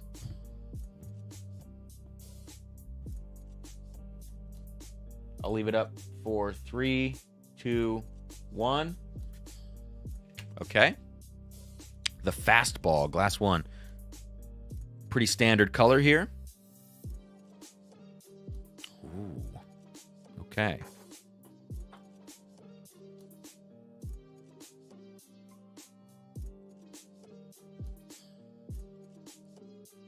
Luke, Dan's Essence Rye 4 knows juicy fruit. Char, rich molasses. Okay, I could see the 4 square, the molasses. I could see that. Juicy fruit, interesting. Palate, plum, candy dates. There we go. It is dark. Yeah, drinks older. Yep, rich dark chocolate, fruitiness of herbal bourbon. Drinks more like an herbal bourbon than a rye. Yeah, absolutely. I'm totally there with him on the palate. Totally there. I just think the thing missing there is cinnamon. A big cinnamon note.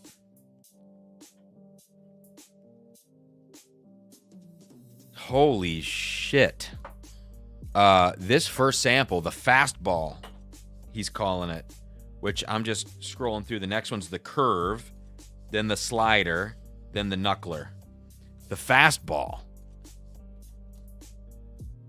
By the way, could you guys see that card for this first one? Was it legible?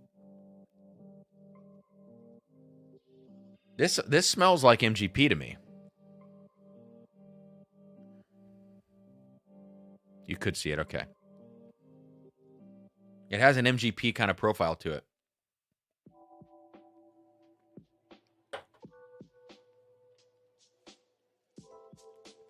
Why does it taste that way?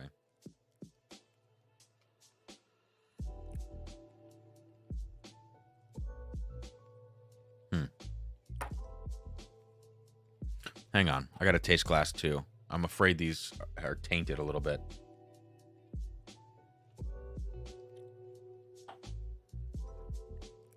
No, glass 1 just has a weird note to it.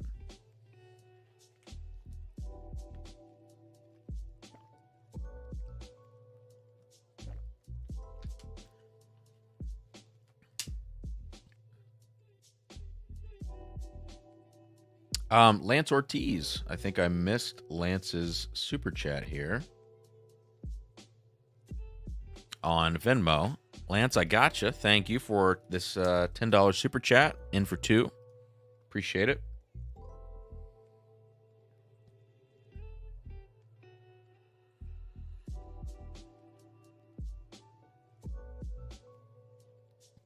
All right, so glass one, type of whiskey. I could see this going either way. High rye bourbon. I could see this being a low rye rye. Hell, I could see this being a high rye rye. I would go bourbon on this, though. I feel like I'm getting a corn note on the nose, but it does feel like there's a high rye content. So this is the dummy card. And where's my pen? There we go.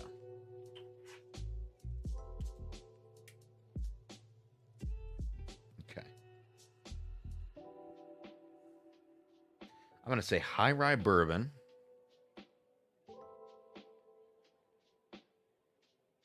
There's a chocolate brown sugar that just jumps out of the glass with spice. Brown sugar / chocolate with spice. That's like the first impression.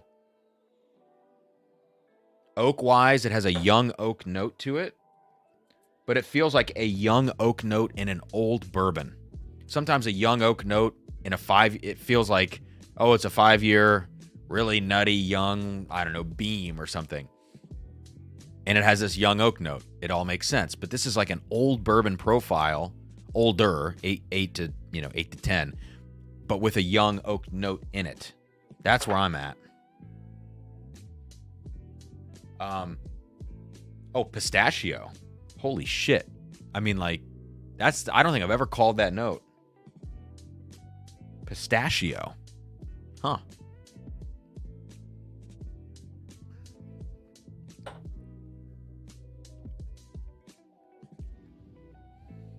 Proof is approachable, 115 maybe. And I said like 8 to 10. I mean, this could even be older. It's a very good whiskey. It unfortunately has a chemical note in it, and it feels tainted. And these sample bottles that he sent this to me in are the good kind. But this has a tainted note, and this happens on, ironically, some Rebecca Creek bottlings. So I could see this being a Rebecca Creek 16. Or something. I've had other MGPs have this note, so maybe just some MGPs have a weird kind of chemical note to it. It's not totally detracting from the entire whiskey, but I don't know why this chemical note is in there, as if it came from one of those tainted sample bottles. Anyways, I'll find out in the reveal what's going on with that. Because even that Rebecca Creek sample I had earlier, when I compared it to the Gatsby, I think Copper Wolf asked about that comparison or somebody. That Rebecca Creek sample, this 1023, also has this note. But this came from Keith Thompson, and it's in a good sample bottle with the polycone cap. So I don't know. All right, on to glass 2. So that was the fastball, and that's a badass whiskey. Very good whiskey. On to the curve now. Here we go. Make sure, 1, 2, 3, 4. Okay, make sure I got it here. Turn my head.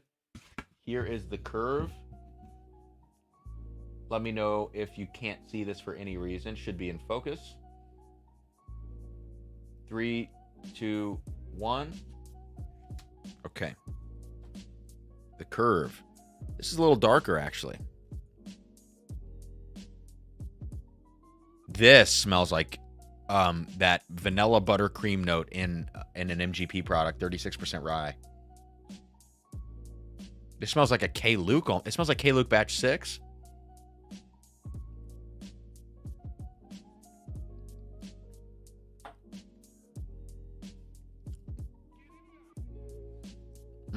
There's honey presence in the mid palate. Honey presence, a little like pineapple / orange cream almost.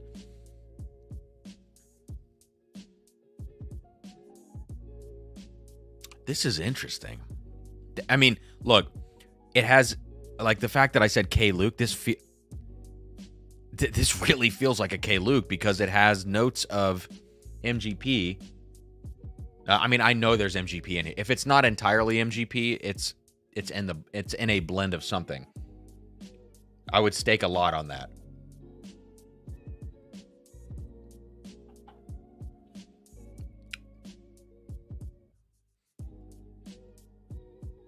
Age on this feels like 6 or 7.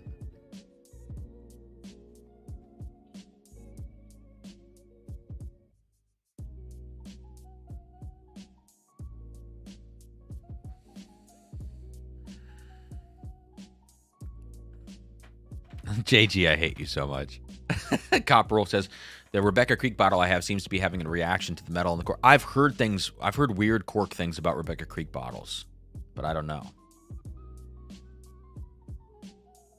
Okay.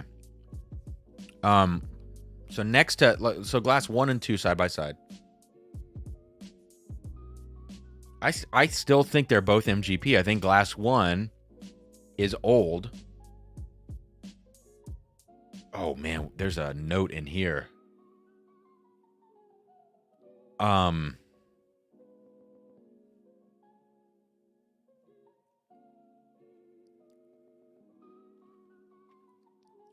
can't wait to find out what glass 1 is. I guess you could call that Big League Chew, which is funny. We're talking baseball in glass 1, and it's feeling much older now that I have it next to glass 2.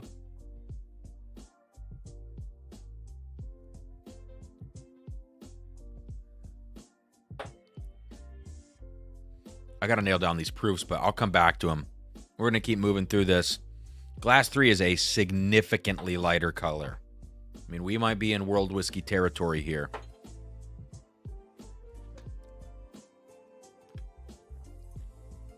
Jesse says, any thoughts on why cork taint isn't more of a problem in whiskey the way it is in wine, just because wine is stored horizontally or something else? Yeah, I really don't know. I mean, I think whiskey... Here's an experiment I would like to try. I think it's possible to try this experiment too, because I think, like, if I went to Dan, you know, and I said, hey, can we just kind of off the record, out of this barrel, fill up 2 750 bottles, clean, never used, and cork one with a synthetic and one with a natural cork. I would love to see the taste of those whiskeys after a year and see if there's any difference. Because I wonder, now that I'm really thinking about sample bottles and those white foam toppers in the tops of some of these sample bottles that are clearly tainting whiskey and corroding, you can witness this. I'm about to set up an experiment with this. I'm going to make a video about it. I have the sample bottles behind me I purchased for it. Now that I think about that, those bottles are stored vertically, right? And still, I guess the alcohol vapors or something is eating away at this foam topper in the bottle. I have to wonder then if that same thing is happening to synthetic corks or natural cork. Like, what exactly is that interaction like? So I feel like with whiskey, even though it's not stored horizontally like wine, there's still something that's going on because it's just such a high proof. What's up? Is that Dan or is that Sean?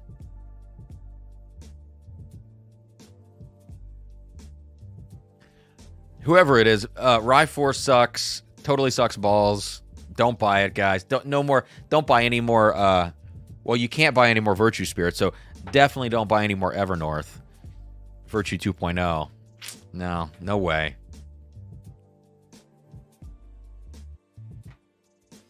Yeah, I don't know if it's Dan or Sean, but wait. Scroll up 3 lines. Oh no! Thanks for the love, buddy. I knew Rye 4 would be your jam. Those barrels would be really good for us to have. So happy to find them.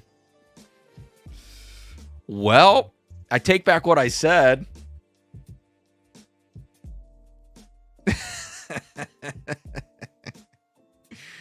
Oh man. No, Rye 4 is the tits. I will say that. Rye 4 is very good. Luke, I hope Dan is laying in bed with his headphones on. Yeah, I'm with Joe. I need another bottle of Rye 4, please. Please, please, please. This stuff is awesome.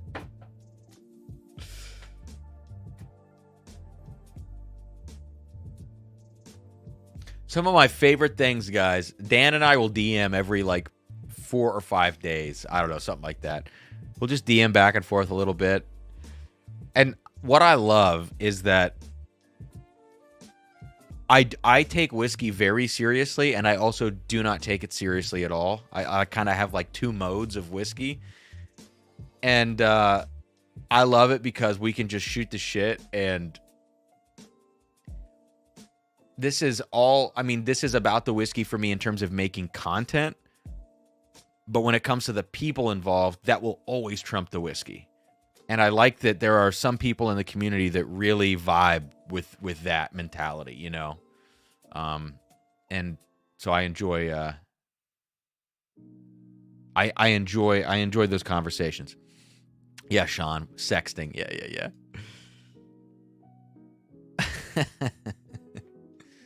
Yeah, this mash bill's crazy. Does anybody know? Maybe Dan knows. Maybe someone else. Is this the mash bill that's used in the Sagamore Bottled and Bond rye? And I think being a Bottled and Bond product doesn't really limit the mash bill blend in that bottle. I mean, they could be doing like what Chattanooga's doing with crazy things. I just wonder if that's like a 95.5 in a 6-year Bottled and Bond, or if that is this 52 rye.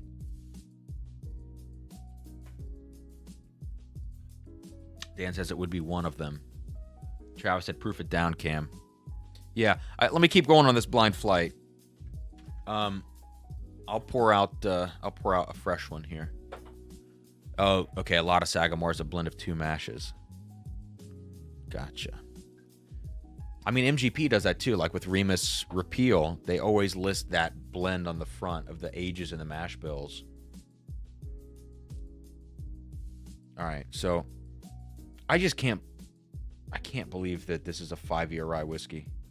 It throw me for a freaking loop. All right, I'll proof it down a bit. I'm so sad I can't go to the Evernorth launch this weekend. I've got a concert. I'm so bummed. Is anybody going up there for that?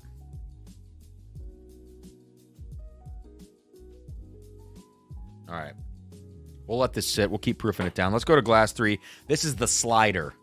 And this is the one that looks like, I don't know, a Scotch or a world whiskey of some sort. Very light color. And Ron said these are all great whiskeys that people love from him. So, anyways, here's number 3. Remember, please no spoilers. All right. We'll leave it up for 3, 2, 1. All right. Glass 3. Oh, that's different. It smells like... This smells like an Irish whiskey finished in some sort of American oak or something like that. All right, cheers, Dan.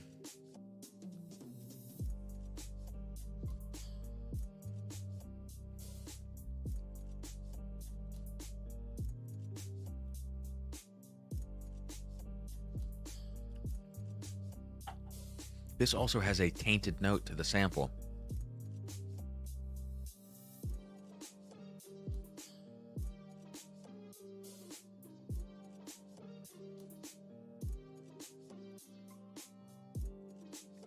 I'm so confused about this. Because these are polycone caps. I'm so freaking confused about this. Give me 1 second.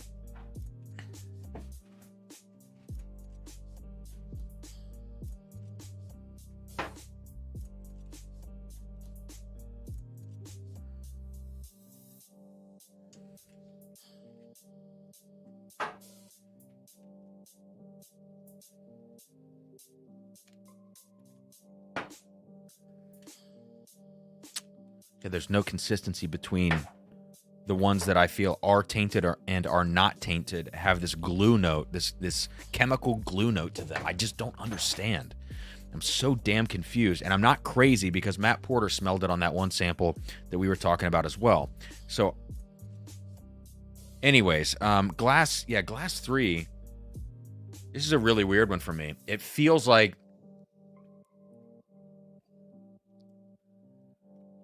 Is it light whiskey? I don't think so.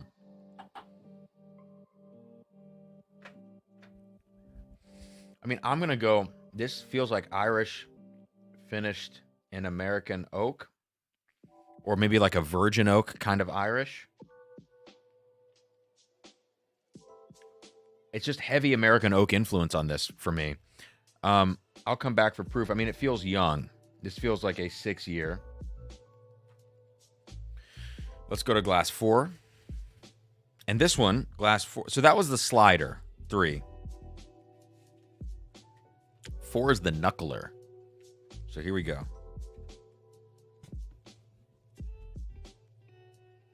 I hate that I'm talking about whiskey, like tainted whiskey again. But it keeps coming up, and I don't know what, like this one note. I know this note. And I know I'm not crazy. All right, 3, 2, 1. We're done.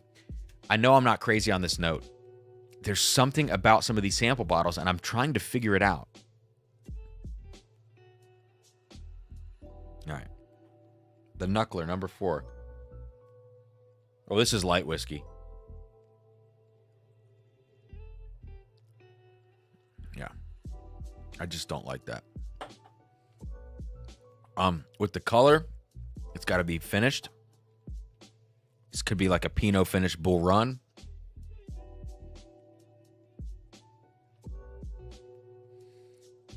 I just don't like light whiskey. So this definitely tells me that glass 3 was not light whiskey, because this definitely is light whiskey. So in my mind, it's MGP Irish Light. You know what?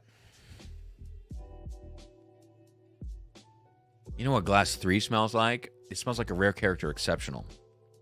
But the color doesn't make sense for that. But it has that maltiness. A little banana bread on glass 3.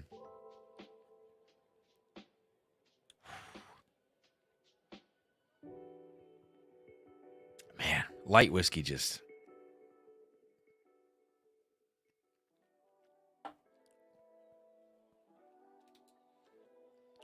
That proof feels like 125-ish.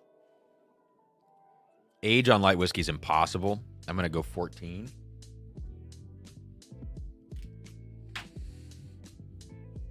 All right, so let's go one more time through these. We will do the giveaway at... The goal is 10:30 p.m. Eastern, so that's 12 minutes from now to do the giveaway. I'll just check back in to make sure. I've got...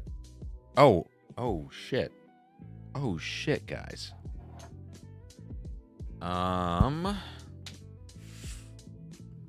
might be the biggest super chat I've ever received. Oh.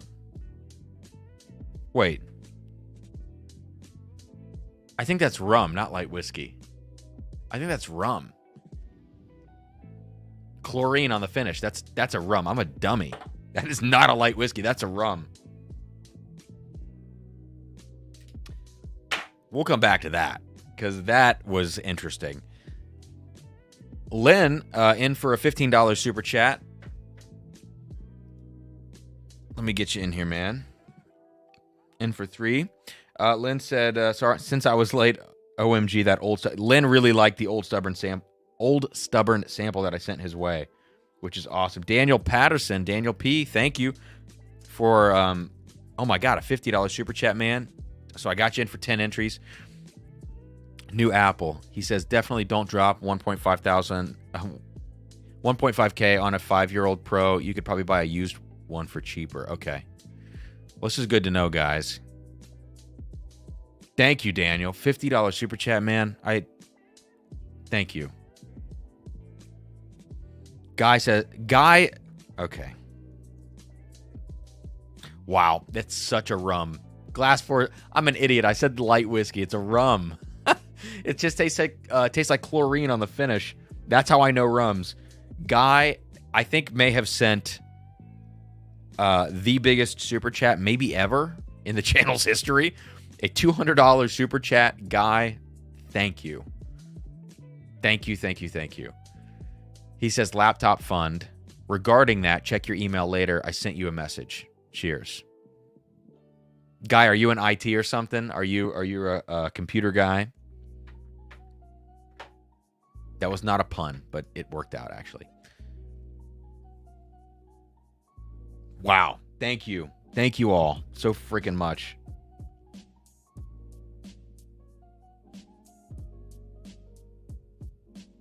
Good Lord. And Jesse.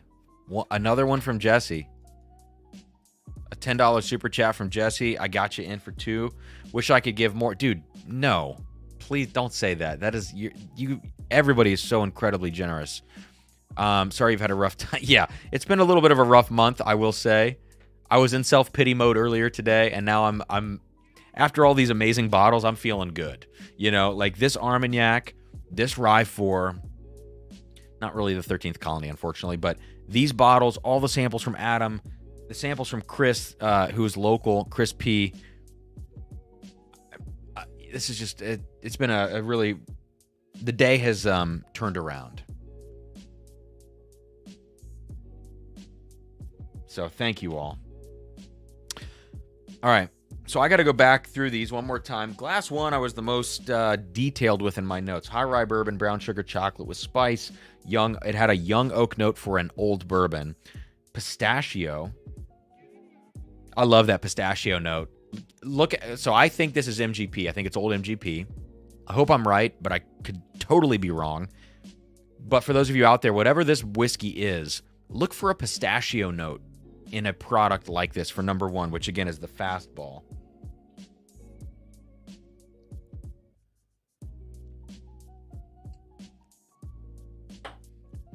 I think the proof is approachable. I think it's 115 or lower.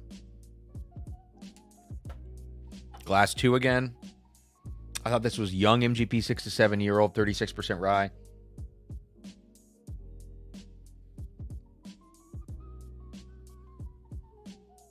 Feels higher proof. This feels like a 120.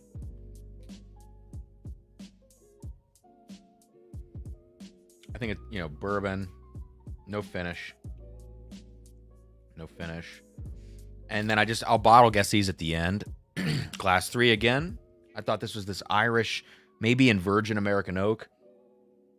Something weird.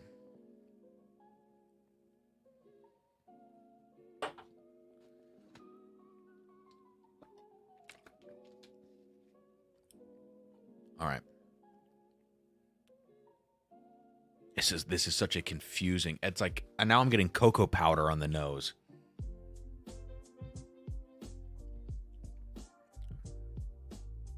I mean, is this like a corn whiskey maybe? But it has this maltiness to it. And the color is so drastically different, you know?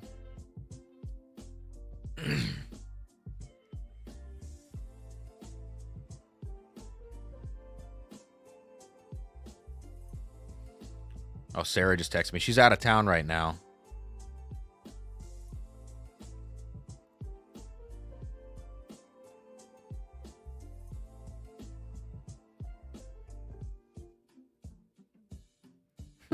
I said, hop in the stream. Say hello to everyone. Glass 3. This is a tough one. All right, one more. I'm going to pour a little more in the glass just to try to get a better nose on it. I mean, the color is so light.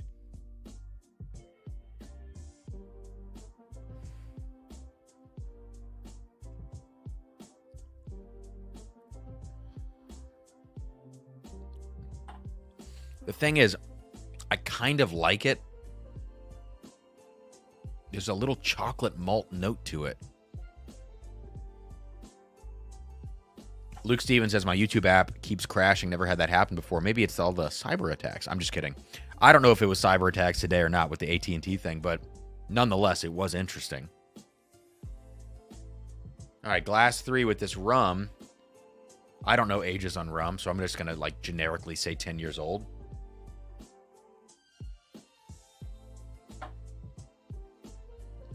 102 proof. All right, let's do the reveal. We're going to start with the rum. I'm going to say it's a Foursquare, 102 proof, 10 years old. And that's all that I'm going to try to guess on this. And this is the knuckleball, the knuckler. This. There we go. Foursquare. Oh, shit. I am way low on my ABV on this. And I think it's because I just rapid drank all of them and made an ABV guess at the end of like a rapid, quick, small sip down the line. That's a dumb move on my part. Foursquare Exceptional Cask Touchstone. 14-year, 61% ABV, ex-bourbon, and cognac. Cognac. I don't like rum. I hate that I don't like it, but it's that chlorine taste and the aftertaste. Yeah. Okay. I feel like this went best to worst for me in this flight. So we're going to go number 3 for the next reveal, which is the Slider. I said Irish, finished in American oak or virgin oak. Did I make a proof guess? I don't think I made a proof guess.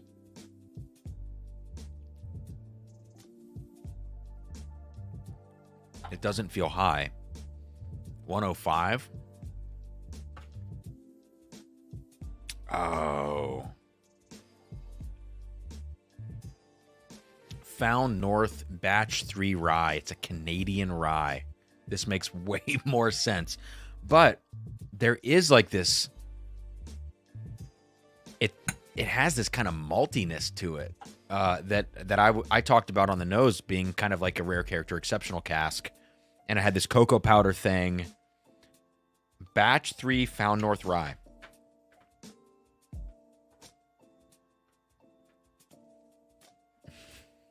KCB, I see your chat about the laser codes. Let's see if I can find more info on the Batch 3 Found North Rye.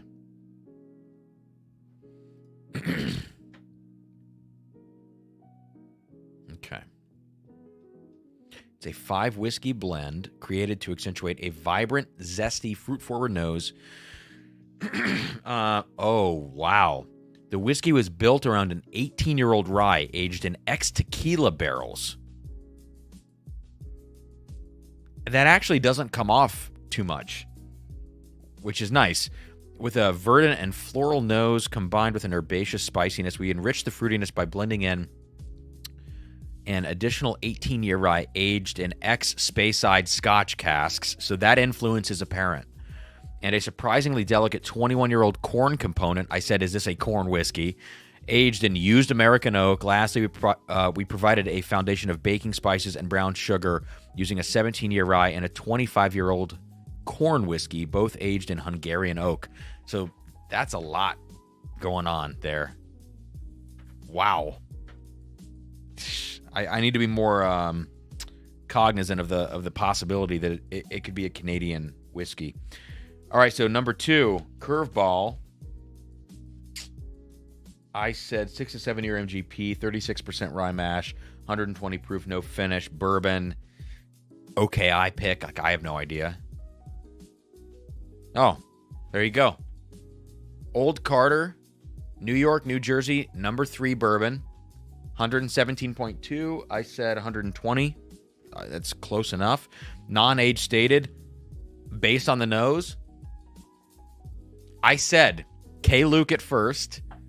Hang on. I got to look this up. I wonder if they have notes on these online. Old Carter 3 New York / New Jersey bourbon. I guess I'll just type that in and see what happens.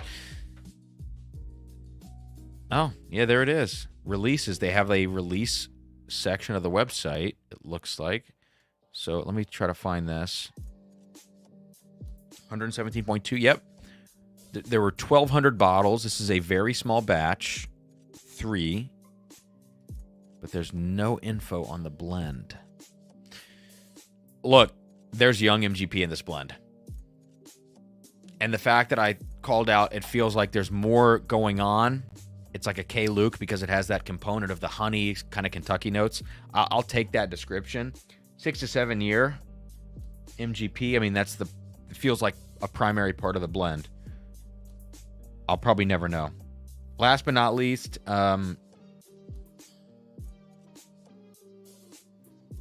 this has got to be an MGP bourbon. I said high rye bourbon, brown sugar, chocolate with spice, young oak, pistachio, 115 proof. Let's see if that.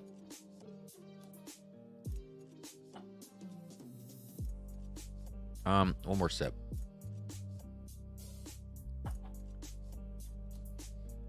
I think it's older than 10 years. I mean, this is like 13 years old. Let's see what it is.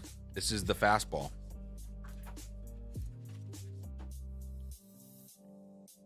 Wow. So I said 13 years. It is 13 years. Proof, I said 115 or lower. It is 110. 111.04. Milam and Green Castle Hill Bourbon. 13 year. Is that Dickel?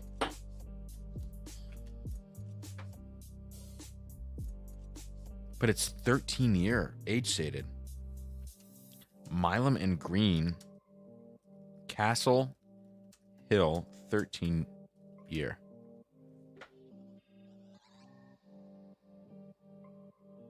What can I find on this?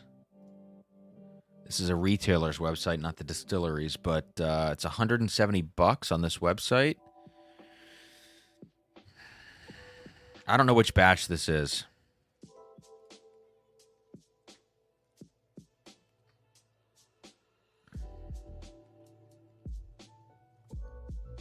$55.5, that's what this one is.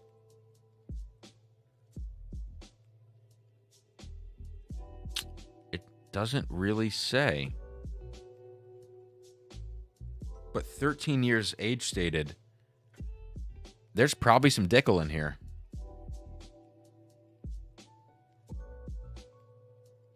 Wow. That's a great whiskey. And sometimes the Dickel quality of Dickel, even on single barrels like the Blue Note 17s, sometimes that quality is not there. And sometimes in blends, it can be blended out enough. What's strange about this is that the quality in here that reminds me of Dickel, it's not super strong, also reminds me of this. And this is where my brain was at the whole time, which is a Magnus single barrel pick. This is an Ohio liquor pick from like 2019 or something. 106 proof. And this is a 13-year MGP. But it has a little bit of this minerality to it that Dickel has.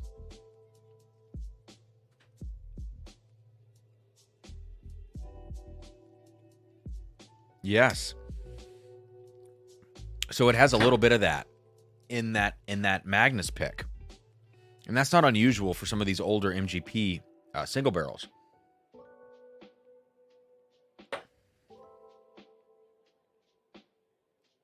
I don't know. That's a really good whiskey. But interestingly, in my notes, I did say it has a young oak note to it, but it couldn't be younger than 13 years. I could see how there's George Dickel in there, but is there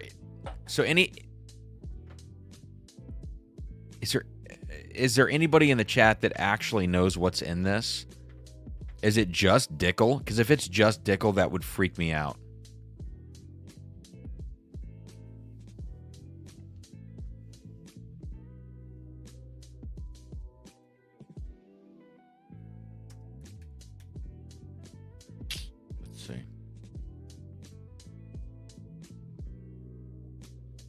So this was batch 2. Castle Hill. I've never even heard of this.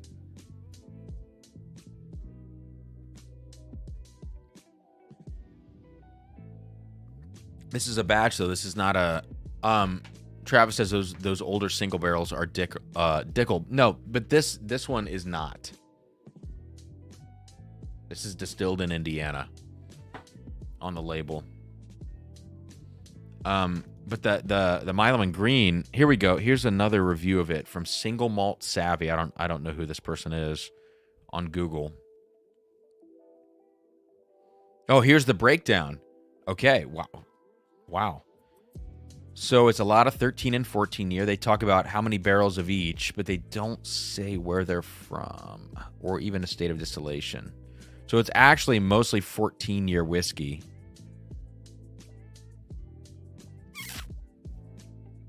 Damn, that is a great bourbon. And if that has a lot of Dickel in it, I mean, it kind of is what it is. It's good.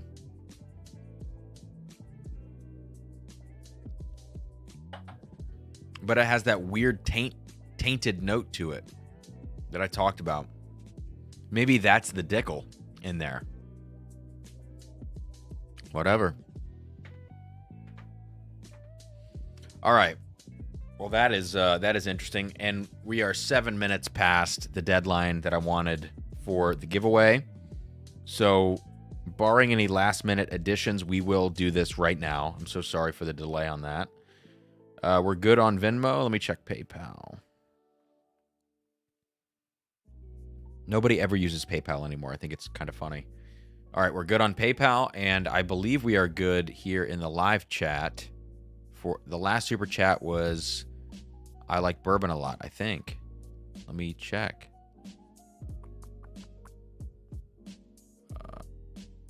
Oh, I totally missed Amy's super chat. Oh, geez. Now I got to go back and double check a lot of things. If I miss this, I feel like an idiot. All right.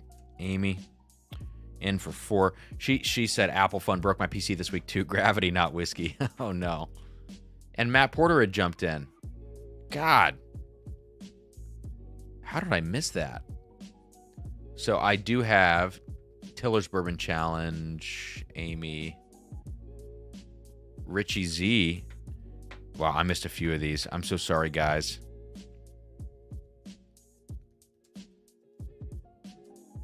Please, please, please call me out if I missed some of these. Richie Z for the laptop fund. Thank you, Richie. That was after Copper Wolf. Yeah, totally missed it. And Pink Dan. Richie, Tiller, Amy. I'm scrolling. That's when Dan jumped in. Yeah, and the rest of these were on Venmo.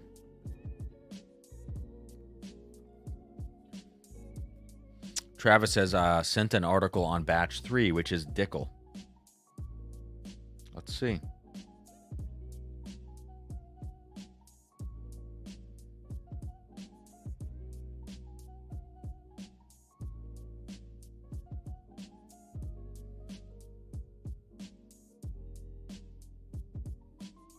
Wow, this person says that batch 3 is all Dickel at 15.5 years. The proof is similar, 114. This is 111. And they say that they usually don't like Dickel whiskey, but that this one was better. Wow. So maybe this is all Dickel, and they just won this flight. If that's the case, I don't know what's happening. Okay.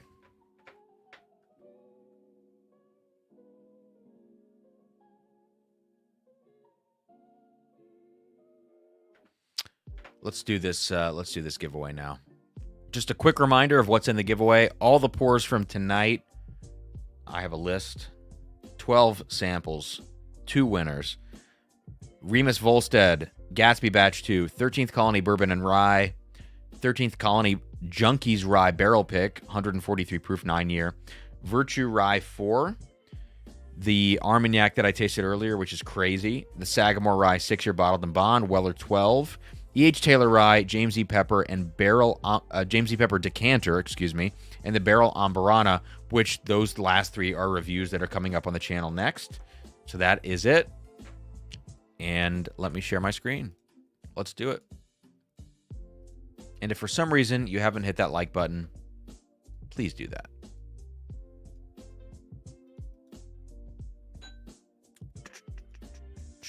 Okay. So here's the way this works. For those of you who are new, we're going to go down to 125%. We have a few more at the bottom. So check your name on the left in this column, starting with Sarah, all the way down to Copperwolf. Your name next to the number of super chats you have, which is your dollar amount divided by 5. So Sarah J, $20 super chat. Divided by 5 is 4 super chat entries, and her name is auto-filled 4 times in this column. And for those of you who submitted 2 different times, for instance, let's see. I think who submitted twice? Mike Hogan. He did $20 here, which is 4 entries. And then here he did a $50 super chat, which is 10 entries. Those will be separate. It is per time you super chat here, and those will generate separately in the right-hand column. So check the left-hand column. Check these 2 columns for your name and your number. If you see any discrepancies, please call them out in the next minute. And then I will scroll down to the bottom portion of this list, the people not represented right now, so they can check as well. Wow, I cannot believe the winning whiskey could possibly be all George Dickel. But look, good whiskey is good whiskey. It doesn't matter where it comes from.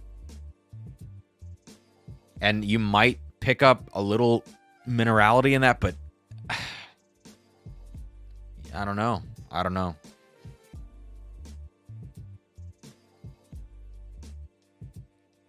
So does anybody see any issues? Yeah, Toshi said, hope it doesn't have a taint note.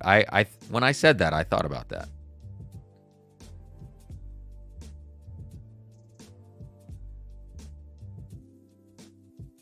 Eric, just connected. Where is the PM Armagnac from? It is Chateau Lebaron. Lebaron. I don't know how to say it properly, but it's not LeBaron. That would be something different. Okay, so let's scroll down now. And we are now looking from Copperwolf is where we ended before, down to Richie Z. So you guys in this range, check your entries, please. Copperwolf, Dan, Tiller, Lance, Lynn, Daniel Patterson, Guy, Jesse, Amy, and Richie. And thank you again, all of you, so much. And thank you, Guy, for a freaking record. Oh my God. Making sure I don't miss anything here.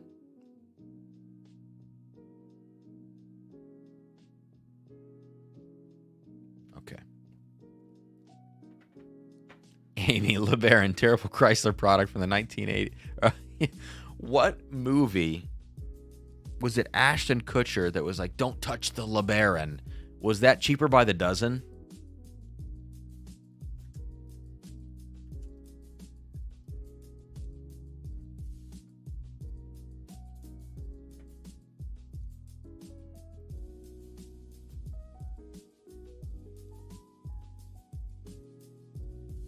Yeah, I think it was. He says, "Don't touch the LeBaron."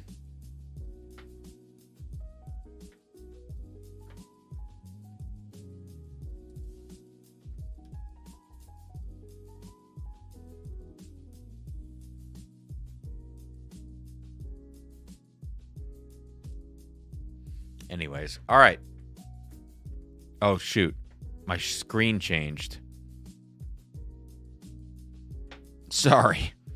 It didn't fully occur to me that on my other monitor, which you were viewing, would show that I was looking that up on Cheaper by the Dozen.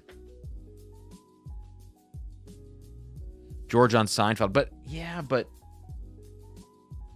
I really thought, what am I thinking of, though? Am I thinking of Ashton Kutcher doing that?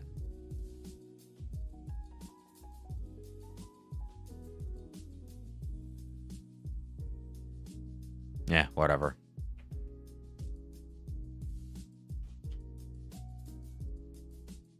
Yeah, Mike, you're right about Guy. All right, guys, we're gonna do this giveaway now. I gotta pull up random.org.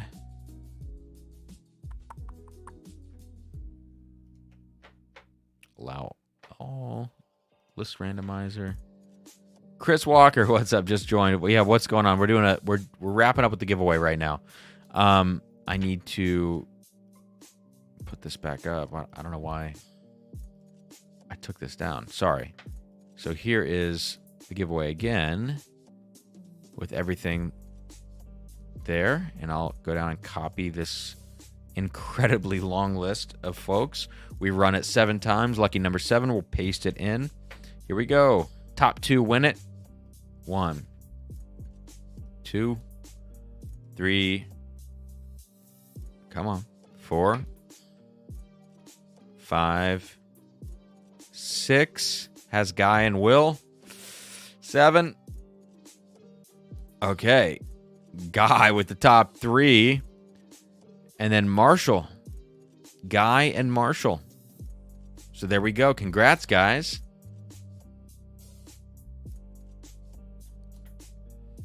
And somebody said to roll their spin down, but I think that might have been Adam. So I think we're good to go. Guy and Marshall, congrats, you two. I'm going to write this down. I think I have both of your contact info and what I mean to say is your address. Winners for, what is the date? 2/22. 12 pour sample pack. Thank you, guys. All right. Marshall watching Monsters University earlier, if I remember. All right.